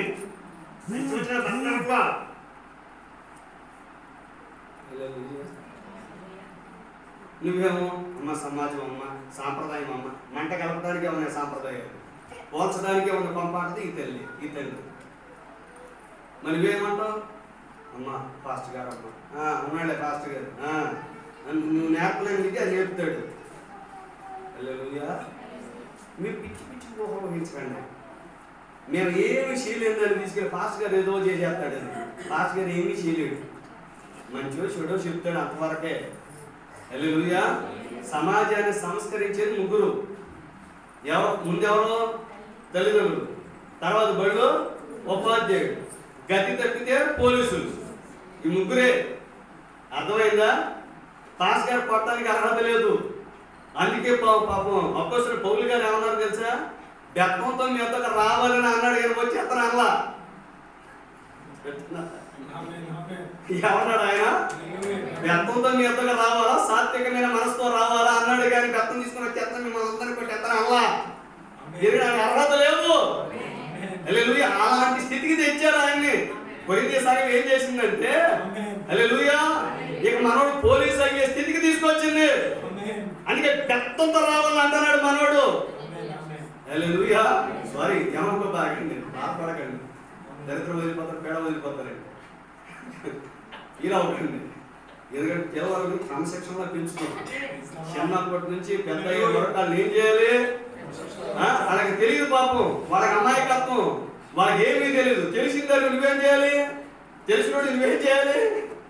అనువల్ల చెత్త కొట్టుకుంటూ నెల కొట్టుకుంటూ వాళ్ళ చిత్తాన్ని అణుస్తూ వాళ్ళ ఆలోచన పగలగొడుతూ వాళ్ళని ఏం చేయాలి? అణుచుకుంటూ. నీకు అప్పగించాడుగా దేవుడు, నీ చేతిలో పెట్టాడుగా. మనం ఏం చేయాలి? ఇంకో అయ్యే చేతిలో పెట్టే వరకు నువ్వేం చేయాలి? ఏం చేయాలి? ఏం చేయాలి? అప్రూపంగా పెంచుకుంటాడు. ఈ తల్లి అక్కడికి వెళ్తుంది. ఎక్కడికి? అత్తగారికి. మా నాన్న పట్ల మీ నాన్న మంచోడు కదా. ఇటు ఈయన దరివేస్తాడు, అటు అత్త దరివేస్తే, అటు మామ దరివేస్తాడు, ఇటు అందరూ దరివేస్తూనే ఉంటారు. ఇది ఏం చేత కాదు కదా. హల్లెలూయా. చీకటితోనే లేవంటే 10కి లేచింది. హల్లెలూయా. కూర చేయమంటే ఫోన్ తీసుకొని జొమాటో స్విగ్గీ అంటది. హల్లెలూయా. ఏమన్నా చుట్టాలు వచ్చారు కొంచెం ఎక్కువ వండమ్మా అంటే యూట్యూబ్ పెట్టాడది. హల్లెలూయా. మరి ఏమీ చేత కాదు. మా నాన్న నన్ను నిద్ర లేవనివ్వలా, 6ంటికి లేపలా. నువ్వేంటి 6ంటికి లేపుతున్నావు? మీ అత్త మీ అమ్మందగా వంట చేయించుకో. ఎన్నాడు చేసిన మా అమ్మను లే చెయ్యి చేయను వచ్చాను చేయటానికి. హల్లెలూయా. ఇక్కడ అమ్మలు కూడా ఏం నేర్పుతారో తెలుసా? అక్కడ కూడా బాకమ్మ మీ అత్త సిద్ధిలే, నువ్వు వంట చేయి బాకమ్మ మీ అత్త చేసిద్దిలే, ఎలాగని పొంగు కట్టేసుకో. వెనకాల తిప్పే ఆయన హచ్చి దగ్గర ఉన్నావేంటి? వెనకాల నువ్వు కట్టేసుకొని తిరగడానికి. అందరూ హచ్చిపక్కలు కాదు. అర్థమైందా? ఎవడో ఉంటాడు సరైనోడు. అర్థమవుతుందా? 4ంటికి లేపేవాడు, ఇల్లు వారికి ఊడ్చిపించేవాడు, కళ్ళాపు జరిపించేవాడు. అర్థమవుతుందా? వంట చేయి, ఇంటిని బతికి చేయి. వస్తేనేగా, తల్లిదండ్రులు నేర్పితేనేగా. ఎక్కడ నా కూతురు నా బంగారం, అక్కడ ఎవరు అందరూ. ఇక నువ్వు తెల్లవారు ఏం చేయాలి?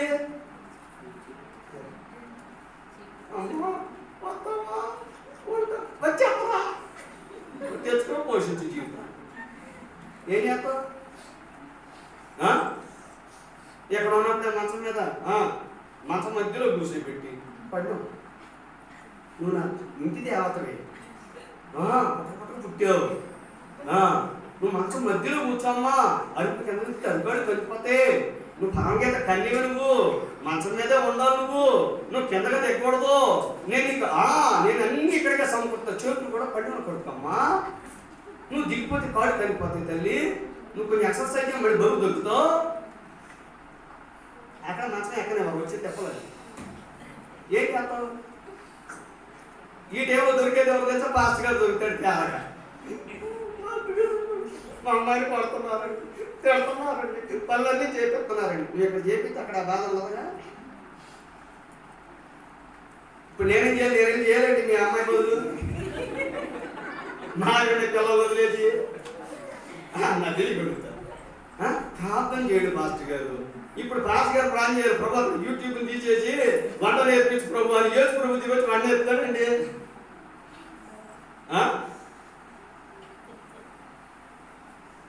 పెంచడం చేత వాళ్ళ పిల్లలు, ముఖ్యంగా ఆడపిల్లలు, మగ పిల్లలు. చిన్నప్పటి నుంచి కష్టమేదో పిల్లలకి నేర్పిస్తే పెద్దగా పని చేసి రూపాయి సంపాదిస్తాడు. అవునా కదా? అంతేగాని ఎంత పడితే అంత ఇచ్చేసి ఎంత కావాలంటే అంత ఇచ్చేసి రూపాయి విలువ తెలియకుండా పెంచి ఏది కావాలంటే అది మొత్తం తెచ్చి పెడితే వీళ్ళు రుద్రాలు పత్రానికి కాళ్ళు చేతులు వచ్చినట్టు తయారయ్యి రేపు పొద్దున పని చేయండి రా ఉద్యోగానికి వెళ్ళాలంటే నాన్న నువ్వు వెళ్ళు నువ్వు తెచ్చిపెట్టు నేను తిని పెడతా అంటే వీడు అప్పుడు తండ్రి ఏమైపోతుంది తెలుసా మూడో కాలు వేసుకొని వెళ్ళాలి ఎక్కడికి పనికి అర్థమవుతుందా పిల్లల్ని ఎలా పెంచాలి చిన్నప్పటి నుండి పాస్ గారు పెంచడు పాస్టమ్మ పెంచదు ఎవరు పెంచాలి చెప్పాలి అవునా ఉందా బైబిల్లో బాలుడు నడవలసిన త్రోవను వానికి నేర్పు పాస్ గారి దగ్గర తీసుకొచ్చి నేర్పుతాడు ఉందా ఎవరు నేర్పాలి వాడు పెద్దవాడైనప్పుడు అందులో నుండి తొలగిపోడు తండ్రి కొట్టడానికి పోతాడు తల్లి జయం సాతాన పో ఎవరు అడ్డంగా నిలబడి తల్లి ఆయన ఉగ్రతో కోపంతో కర్ర తీసుకుని వస్తుంటే ఏడు భార్యను కొట్టకూడదుగా బైబిల్లో ఉందిగా భార్యను కొట్టాడు దేని పెట్టినాడని కాబట్టి నన్నెంటూ దాటిపోలేడు అని చెప్పాడు రెండు చేతులు సార్ అర్థంగా నిలబడింది తల్లి అయ్యా పిల్లలు ఎంత కష్టపడిగాను ఎంత కష్టపడి పోచేస్తాను నువ్వు కొడితే అట్టయ్యా నేను నన్ను దాటిపోవడం ఇప్పుడు వీడికి ఏ సొమ్ము ఏర్పడుతుందో తెలుసా మా అమ్మ ఉంది మా నాన్న కొట్టమని ఎవరు కాపాడతారు మా అమ్మ కాపాడిద్ది నేనే చేసిన పర్వాలే నేనేది చేసినా పర్వాలే ఈ భరోసా వచ్చి ఎప్పుడైతే పిల్లలకు వచ్చిందో ఆ రోజు నువ్వు చచ్చిపోయినట్లు గుర్తుపెట్టుకో ఇక ఆ ఇంట్లో నీవు నైటీ చేసుకో పిల్లలకేమో ఆడపిల్లలకేమో ప్యాంట్స్ అయ్యాయి ఇబ్బంది లేదు ఎందుకని కూతురే తండ్రి అయ్యాడు తండ్రే కూతురు అయ్యాడు అంతే కదా చెప్పాలి వాస్తవా కదా ఎందుకని ఇప్పుడు కూతురు తండ్రిని డిక్టేట్ చేసింది తండ్రి కూతుర్ని డిక్టేట్ చేసే స్థితి లేదు ఎందుకని ఇప్పుడు ఎవరు నిలబడ్డారు ఇక్కడ చిన్న చేతులు నెట్టబడతావయ్యా చేసుకుంటామో చచ్చిపోతామో చచ్చిపోద్దో లేదో తెలియదు కానీ ముందే సరిపోద్ది చేసుకుంటుంది అయ్యా ఆడపిల్ల అయ్యా రైట్ ఓకే దేనాన్ని అటమించబట్టే వెళ్ళింది వాక్యం విన్నారా యాకోబు ఎలా పెంచాడు దేనాన్ని అలా వెళ్ళేసి వస్తా వెళ్ళు అన్న ఎందుకు వెళ్తున్నావు ఎక్కడికి వెళ్తున్నావు ఎందుకు వెళ్ళాలి వాళ్ళ ఫంక్షన్కి మనం ఎందుకు వాళ్ళ పార్టీకి మనం ఎందుకు వాళ్ళు వేరే దేశస్తులు వేరే దేవుడిని ఆరాధన చేస్తున్నారు నువ్వు వెళ్ళకూడదు నీవు ఈ పాలెంలోనే ఉండాలి అని చెప్పాడు తండ్రి చెప్పాలి చెప్పబోబట్టి ఇద్దరు కొడుకులు నరహంతలు అయిపోయారా అర్థమవుతుందా హల్లెలూయా అదే తండ్రి ఆ కూతుర్ని సరిగా పెంచుంటే అడ్డు కట్టేస్తుంటే చెప్పాలి రాష్ట్ర గారికి ఆడవాలంటే కసి అనుకుంటా పాపం అనుకుంటా మా మీద ఇసుపెట్టిపోతున్నాడు అంత సీన్ లేదు చెప్పా నేను మీరు ప్రపంచానికే మీరు లేని ప్రపంచం లేదని చెప్పి ఒకసారి గుర్తుందో లేదు అర్థమవుతుందా ఇంట్లో స్త్రీ లేకపోతే ఒక్క నిమిషం కూడా ఉండబోద్ది కదా పురుషునికి మీరు లేని జీవితాన్ని ఏ పురుషుడు ఊహించుకోలేడు చిన్నప్పటి నుండి ముసల్తానం వరకు వృద్ధాప్యం వరకు తోడుగా ఉండాల్సింది స్త్రీయే పిల్లలు రెక్కలుగా వచ్చాక గుడి విడిచి వెళ్ళిపోతారు అమ్మాయి ఎక్కడా అర్థమవుతుందా ఆ వస్తున్నానయ్యా ఆ లేకపోతే బాగుండదు ఆ లేకపోతే జీవితం ఉండదు కానీ మనశ్శాంతిగా ఉండాలంటే ఇక్కడ అక్కడ కూతురు చక్కగా సంసారం చేయాలి అవునా ఇప్పుడు ఆ చక్కగా అత్తని ఎలా గౌరవించాలో మామని ఎలా గౌరవించాలో భర్తకి ఎలా వండి పెట్టాలో పిల్లలు ఎలా సంపాదించుకోవాలో మొత్తం తెలిసిన స్త్రీ అనుకో ఇక్కడ ఏం ఎలా ఉంటుంది సంతోషంగా ఉంటుంది ఏం సంతోషంగా ఉంటే భర్త ఎలా ఉంటాడు అమ్మ రోజు శాస్త్రి మనకి అంటాడా చెప్పాలి ఇక డబ్బాలు శాస్త్రి రోజుకున్న తగ్గి తలెక్కి ఫోన్ వస్తుందంటే భయం హల్లెలూయా ఎందుకు నా కూతురు అక్కడ ఏం నిలబెట్టిందో ఏ నిర్వాహకం చేసిందో హల్లెలూయా అత్తకి పైనేమో వేడివేడన్నం పెట్టి కింద సల్లన్నం పెట్టిందో ఏం చేసిందో, అత్తయ్య రోగాలు కూడా తీసుకుందో, మామ ఏం చేశాడో, భర్త ఏం చేశాడో, రోడ్డు మీద పంపించాడో, ఏం చేశాడో, తెలివితేటలు ఉండదో, జ్ఞానం ఉండదో, లౌక్యం ఉండదో, ఏముండదో, ఎవరిని ఎలా సంపాదించాలో తెలియదు, ఎవరిని ఎలా సంపాదించాలో తెలియదు, కుటుంబాన్ని ఎలా తీర్చిదిద్దుకోవాలో తెలియదు. ఏం చెప్పదు ఈ తల్లి, చెప్పిద్దా? అంతే. అప్పగింత రోజు మాత్రం ఏడుతుంది గుగ్గిళ్ళ కట్టుకుని. హల్లెలూయా. మరి ఏమీ చెప్పకుండా ఈ తల్లికి ఈ కూతురికి ఏమి నేర్పకుండా నువ్వు వేరే ఇంటికి పంపితే పుట్టిన మెట్టిన ఒకటి కాదు. హల్లెలూయా. అర్థమవుతుందా? ఇక్కడ సాగినట్టు అక్కడ సాగదు. అక్కడ బాధ్యతలు ఉంటాయి, హక్కులు ఉండవు. ఇక్కడ హక్కులు ఉంటాయి, బాధ్యతలు ఉండవు. అర్థమైందా? ఇక్కడ సుఖాలే, అక్కడ కష్టాలు కూడా ఉంటాయి. గుర్తుపెట్టుకోండి. హల్లెలూయా. అన్ని విధాలుగా ఆడపిల్లని ఎలా సంసిద్ధపరచి అన్ని విధాలుగా జ్ఞానం నేర్పి అణుచుకో, వినయంగా ఉండు, అణుకుగా ఉండు. భర్త ఒక మాట అన్నా పట్టించుకోవద్దు, అత్త ఏమన్నా పట్టించుకోవద్దు. నీవు నీ కుటుంబాన్ని ముందుకు సాగేలా తీసుకుని వెళ్ళాలి. జాగ్రత్తగా ఉండు, ప్రార్థన చేసుకో, కుటుంబాన్ని కట్టుకో. సమయం దొరికిన వాళ్ళు ఇంటికి తిరగబాక, ముసలి ముసలు చెప్పబాక. సమయం దొరికిన వాళ్ళు మోకరించి ప్రార్థన చేయి. నీ భర్త కోసం ప్రార్థన చేయి, నీ పిల్లల కోసం ప్రార్థన చేయి, నీ భర్త కోసం ప్రార్థన చేయి, వాళ్ళు మారే వరకు ప్రార్థన చేయి. ఇది తల్లి నేర్పి పంపాలి. మన వంశం ఏంటో తెచ్చా మీసాల మీద నిమ్మకల్లా పెట్టే వంశం మంది. ఎప్పుడు ఏమన్నా ఈరోజు ఎవరన్నా చెప్పే చెప్పవసం అన్నాం అనుకో, తెల్లారిపడికి కడప బస్ స్టాండ్లో ఉంటుంది. అర్థమవుతుందా? హల్లెలూయా. ఇక్కడ పోసి నూరి పోసి అన్ని కూడా వదిలిపెట్టి వదిలేమనుకో, ఏమని తెలుసా? పేక దగ్గర కొట్టుకుంటుంది అక్కడ గెలగల. వాడిని అర్థమవుతుందా? కాబట్టి ఆడపిల్ల ఏం చేయాలి? చిన్నప్పటి నుండి వినాలి, చెప్పాలి, జాగ్రత్తగా పెంచాలి. ఎవరన్నా ఒక మాట అంటే నేను ఆడలేదు, నేను తట్టుకోలేదు, మా నాన్నే ఆడలేదు, మా అమ్మే అమ్మలేదు, అసలు ఇంత మాట అసలు నేను జీవితంలో ఏమలేదు, నా వల్ల కాదట. హల్లెలూయా. జీవితం అంటే ఎప్పుడు ఎవరో ఏమన్నారు, కానీ అత్తింట్లో చెప్పాలి, సహజం. తండ్రి అయినా తల్లి అయినా ఏం చెప్పాలి? పడమ్మా, ఓర్చుకోమ్మా, సహించమ్మా. నేను మెచ్చుకోడా, నేను జీవితాంతం గుండెల మీద తెచ్చుకున్నా. నేను రేపు పొద్దున నువ్వు బకెట్ దాంతో మరి ఎవరికో చెప్తారు, నువ్వు ఆయన కూతురు ఎవరు చెప్తారు? నేను స్థిరమైన భూమి మీద జెండా బాధేసి ఉంటావా? కాదుగా. మరి ఏం చేయాలి? కూతురికి ఏమి నేర్పాలి? ఓర్చుకోమ్మా, సహించమ్మా, భరించమ్మా. అవునా కాదా? చెప్పాలి. ఆడపిల్లలు చాలా దరిద్రులు ఏం చేయాలి? నేర్పాలా వద్దా? హల్లెలూయా. అన్ని నేర్పి సంసిద్ధురాలుగా చేసి అత్తగారికి పంపాలి. ప్రార్థనా పూర్వకంగా సిద్ధపరచాలి నీ కూతుర్ని. చెప్దామా? స్తోత్రం చెప్తామా? హల్లెలూయా. నీకు గారాబం ఉండొచ్చు, కానీ మనసులోనే ఉండాలి. ప్రేమ ఉండొచ్చు, మనసులోనే ఉండాలి. అది నీ చేతల్లో చూపించాలి. ప్రేమలో పెట్టే విషయంలో ప్రేమ ఉండాలి, కొట్టే విషయంలో క్రమశిక్షణ ఉండాలి. దాని ఏమంటారంటే కరకుదనం అంటారు, చూసారా?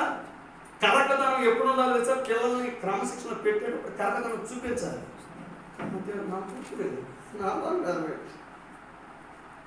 అన్నామనుకో, ఇంతే సాంతం.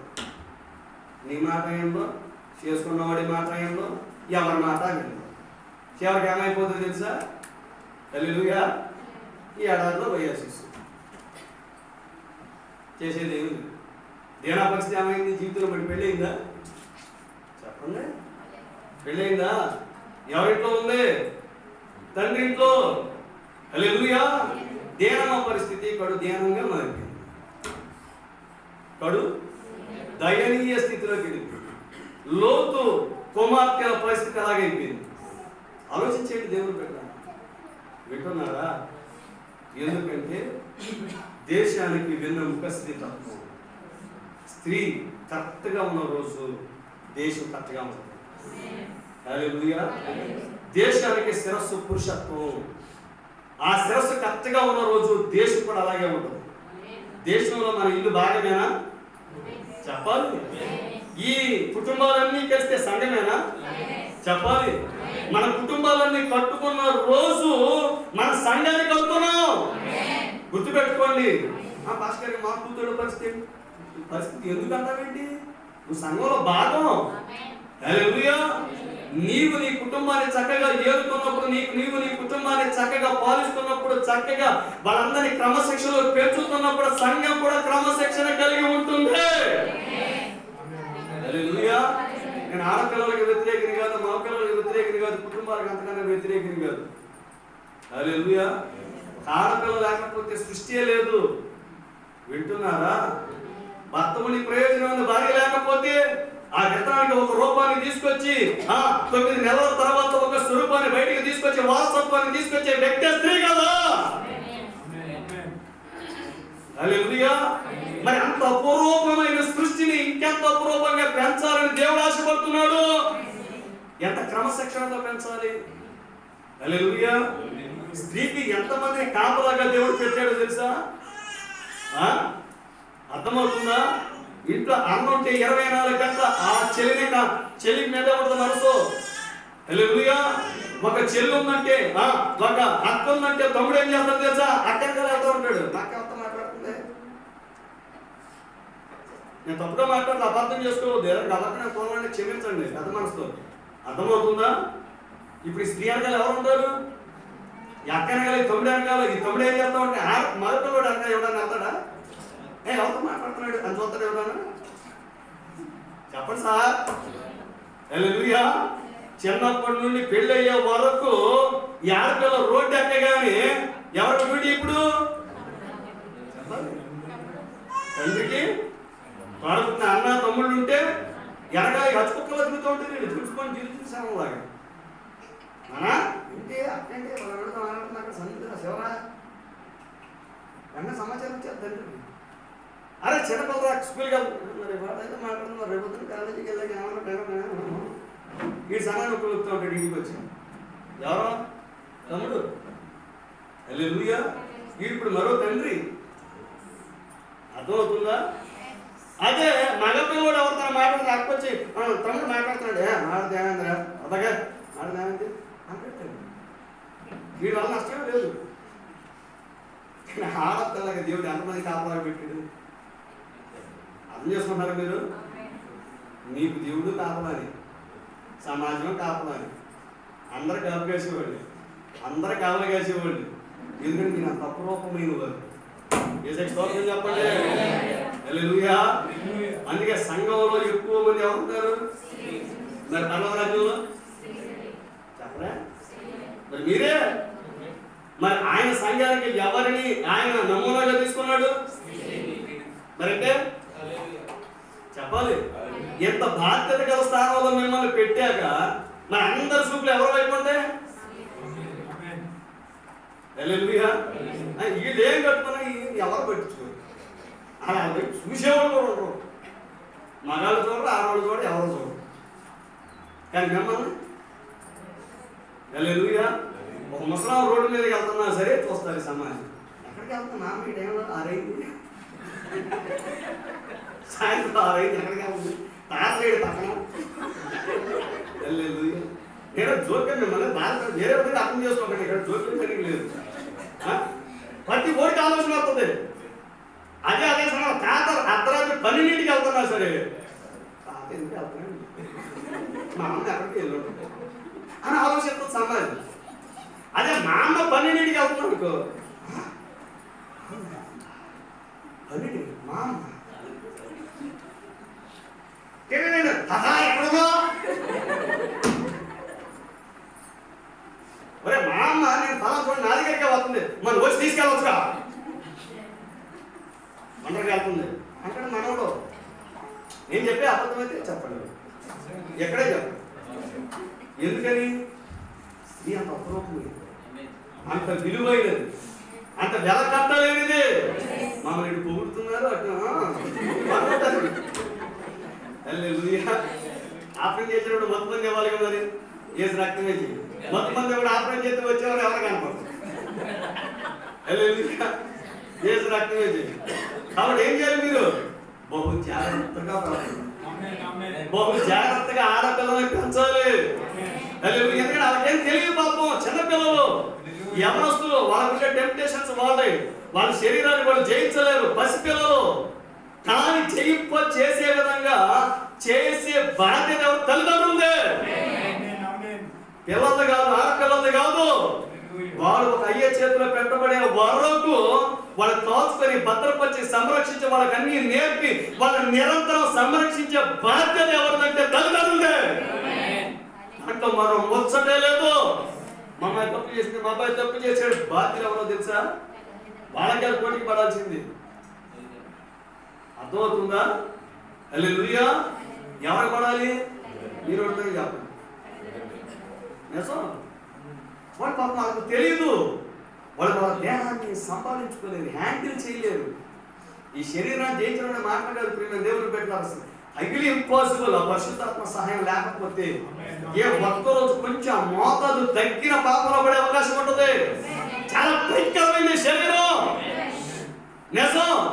మనందరం ఏదైనా తప్పు చేస్తే మనందరం పరిశుద్ధుల్లో ఫీల్ అయిపోయి నిజం. అలాంటి బాధలో ఉండబాకండి. ఎవరు అందరం పాపులు, ఏ భేదం లేదు. దేవుడు అనుగ్రహించు మహిమను పాపం చేసి పొందలేకపోతున్నాం. అర్థమవుతుందా? హల్లెలూయా. కానీ దానికి మూల కారణం ఎవరి పెంపకం అదే. ఎవరి పెంపకం? ఎందుకు అలా ఉంది? పరిస్థితి ఏంటి? మూల కారణాన్ని అన్వేషిద్దాం. అక్కడ తల్లిదండ్రుల పెంపకాన్ని సరిచేద్దాం. చేసుకుందామా? సరిచేద్దామా? హల్లెలూయా.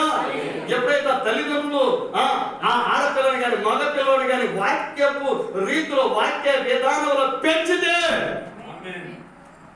నిరంతరం దేవుని సన్నిధిలో ఉంచితే, వీళ్ళుంటే వాళ్ళు ఉంటానికి. హల్లెలూయా. మన ఇంట్లో నిరంతరం ఆ సన్నిధిలో ఉండాలి. అప్పుడు మనం పాపపు అంచుల వరకు వెళ్ళినా సరే దేవుడు ఏం చేస్తాడో తెలిసి వెనక్కి లాక్స్ వస్తాడు. స్తోత్రం చెప్తామా? శక్తివంతమైన స్తోత్రం చెప్తామా? హల్లెలూయా. అప్పుడు మరణపు అంచుల వరకు వెళ్ళిన దేవుడు నేను వెనక్కి లాక్కొస్తాడు. పాపపు అంచుల వరకు సాతాను తీసుకుని వెళ్తున్నా దేవుడి పట్ల కృప చూపి నిన్ను వెనుకకు లాక్కొస్తాడు. హల్లెలూయా. దయచేసి తల్లిదండ్రులారా, మీకెంతో బాధ్యత ఉంది. దయచేసి అర్థం చేసుకోండి. యాకోబు వలె యేసకు వలె చేయొద్దు. దయచేసి జీవిత కాలం అపఖ్యాతిని మూటగట్టుకోవద్దు. తల్లిదండ్రులారా, మీకు బాధ్యత ఉంది. మనకు ఆ బాధ్యత ఉంది. పిల్లలు మనం పెంచాలి.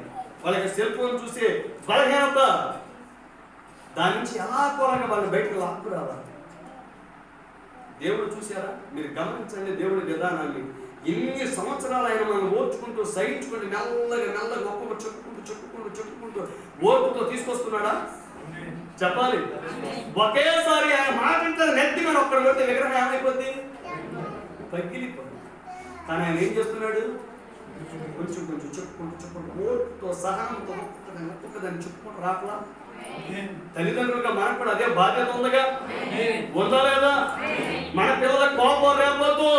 ఉందా బైబిల్లో? ఎఫెసీయుల 6వ అధ్యాయం 4వ వచనం, తండ్రులారా మీ పిల్లలకు కోపము రేపక ప్రభు యొక్క శిక్షలను బోధనను వారికి పెంచుడు. 24 గంటలు అలా సతాయించకూడదు పిల్లల్ని. నల్ప్రయోజులాగా అడగొచ్చు. ఇలా కోపం ఏంటంటే రేపు పొద్దున Kerala address railway station, Calcutta railway station, లేదు హైదరాబాద్ రైల్వే స్టేషన్. నువ్వే ఎక్కడ చూసిన బైక్లు ఏమన్నా మా పిల్లడు ఏమైనా నిలబడితే నా నిత్యం కొడతా ఉంటాయి. కోపం రేపక ప్రభు యొక్క శిక్షలోను బోధలోను వారిని పెంచుడు. వాడు తగిలిపోయేంతగా కొట్టకూడదు. వాళ్ళ మనసు విరిగిపోయేంతగా కొట్టకూడదు. అర్థమవుతుందా? వారం రోజులు మొత్తం ఒకేసారి దాచి ఆదివారం సాయంత్రం కుమరించేవరకు ఆరు సోమవారం వెళ్ళాడు ఉండడం. స్కూల్కి వెళ్ళి తిరిగిరాడు. వారం రోజులు కొట్టి ఒకే రోజు ఏడ తట్టుకుంటాడు. కాబట్టి నువ్వేం చేయాలి? రోజు కొంచెం కోటింగ్ చేస్తా ఉంటాడు. ఏ రోజు కోటింగ్? ఆ రోజు చేయాలి. హల్లెలూయా. మనం ఏం చేస్తాం తెలుసా? వారంతా కోపం దొరుకుతాం ఆదివారం సాయంత్రం. హల్లెలూయా. ఇక ఆ రోజు సాయంత్రం ఇక అప్పడాల కర్ర దొరికితే దాన్ని ఎత్తినేసేసి కొట్టేసి కాళ్ళని కొట్టేసి చేతులను కొట్టేసి ఆ నెర కొట్టేసి ఆ కళ్ళలో కారం కొట్టేసి అన్నీ చేసేస్తాడు. ఈ ఇంట్లో నా వల్ల కాదు. అసలు ఎందుకు పుట్టాను నేను? నా దేవుడు ఎందుకు పుట్టినాను? ఇక్కడ పుట్టించాడు. రైట్ కొట్టడం అంటాడు. పారిపోవటం మన చేతుల్లోనే ఉంది.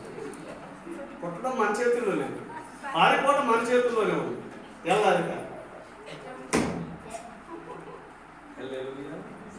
ఇక నువ్వు వీధుల్లో కూడా ఏమంటాడు, వెళ్ళి రైలు పట్టుకుంటాడు, వెళ్ళిపోతాడు. ఎటు వెళ్తుంది రాజధాని ఎడవద్దా. నువ్వేం చేయాలప్పుడు నీ బతుకు తారేడారు సహారా ఏడారు. ఆడు ఒకే రోజు కొట్టకూడదు.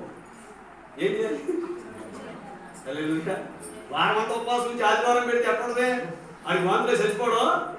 అలాగే ఏ రోజు కోటింగ్ ఆ రోజే ఉదయాన్నే లేచి కోటింగ్ డబ్బా కోటింగ్ ఇచ్చేవాళ్ళు. సాయంత్రం వరకు సెటిల్. ఆడపిల్లైనా మగపిల్లడైనా సాయంత్రం వరకు జాగ్రత్తగా ఉంటుంది. నువ్వు ఉదయం నుంచి జాగ్రత్తగా మొత్తం సాయంత్రం కొట్టేవనుకో రాత్రి నిద్రపోతాడు. తెల్లారికి అన్ని మంచిగా ఫ్రెష్గా అయిపోతుంది.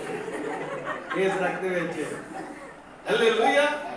ఎలా రాత్రి అంటే మర్చిపోయాడు కూర్చోబడ్డాడు ఏడక్కలేదు. రాత్రి కళ వచ్చింది అనుకో. కాబట్టి ఏం చేయాలి? ఉదయాన్నే కోటింగ్ టిఫిన్ ఆడి కూడా కోటింగ్ వేసేది. పిల్లలు ఇద్దరికి అర్థమైంది. మా పిల్లడైనా ఆడి కోటింగ్ ఆడికి పడిపోయింది అనుకో. ఇక స్కూల్లో సగం చదువుకుంటాడు. సాయంత్రం ఇంటికి జాగ్రత్త వస్తాడు. ఎక్కువగా కొట్టవద్దు. మళ్ళీ బైబిల్లో కూడా దానికి కూడా ఒకటి ఉంది. నువ్వు ఆడు చేసిన తప్పు ఎంత తప్పు అంతే శిక్ష వేయాలి. గుర్తుపెట్టుకోండి. నీ కోపాన్ని బట్టు నీ ఆవేశాన్ని బట్టి ఎక్కువ శిక్ష చేసామనుకో దేవుడు నేను శిక్షిస్తాడు. గుర్తుపెట్టుకో. హల్లెలూయా. పిల్లోడు కొట్టాలి కానీ వాడు చావాలని కోరొద్దారన్న బైబిల్లో. అర్థమవుతుందా?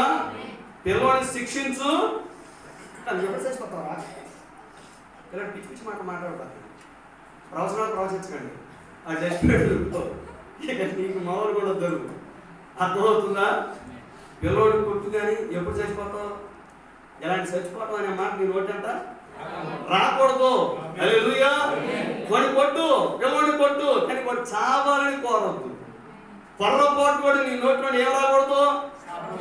శాపవచనం రాకూడదు. గుర్తుపెట్టుకో. ప్రతిదానికి ఒక దాని మోతాదు ఉంది. అందుకే దగ్గుమంది ఇచ్చినప్పుడు ఏదైనా సిరప్ ఇచ్చినప్పుడు దానికి 5 ml వేయి అంటాడు. అంతే. నువ్వు 10 ml వేసావు అనుకో అది దగ్గు తగ్గడం కాదు. హల్లెలూయా. ప్రతి దానికి ఒక డోసు ఉంది. కొట్టడానికి డోసు, ఆరోగ్యం చేయడానికి ఒక మోతాదు ఉంది. అన్ని తెలుసుకొని పిల్లల్ని ఆ లెవెల్లో పెంచితే వాళ్ళ జీవితాలు అత్యంత మహిమకరంగా ఉంటుంది. అలా పెంచుతామా? మోషేని పెంచారు అమ్రాము యొక్క బెదలు. హల్లెలూయా. యెఫ్తా పెంచాడు అతని కూతుర్ని. అలా పెంచుతామా? ఎవరు ఏకీభవించట్లేదు? పెంచుతామా అంటే హల్లెలూయా. మన ఇష్టం వచ్చినట్టు పెంచుతాం. మన ఇష్టం వచ్చినట్టు పెంచడానికి లేదు. దేవుడు మనకి ఇచ్చింది వాక్య ప్రకారంగా పెంచాలి. నీకేదైనా బాధ కలిగినా చేసేది ఏమైనా క్షమించండి, వచ్చుకోండి, సహించండి, బాధపడండి. కొంచెం ఇంటికి వెళ్ళాక అలా పెంచడానికి ఏం చేద్దాం? ప్రయత్నం చేస్తే మన పిల్లలు హ్యాపీగా ఉంటారు, మనం కూడా సంతోషంగా ఉంటాం, చక్కగా ఉంటాం. పసిపిల్లలకి తెలియదు, యవనస్తులకి తెలియదు, వాళ్ళ పరిస్థితులు వేరు. ఎప్పుడు లేనన్ని టెంప్టేషన్స్ కూడా వాళ్ళకు ఉన్నాయి. గుర్తుపెట్టుకోండి. అది ఏమన్నా మీరు పిల్లల్ని సపోర్ట్ చేస్తున్నారని తల్లిదండ్రులు మమ్మల్ని సపోర్ట్ చేయరండి అని మీరు తండ్రి కదా.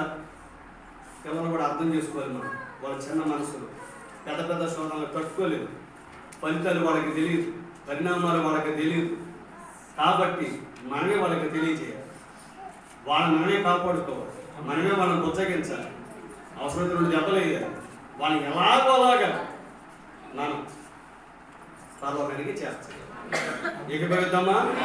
దేశం నిలబడడం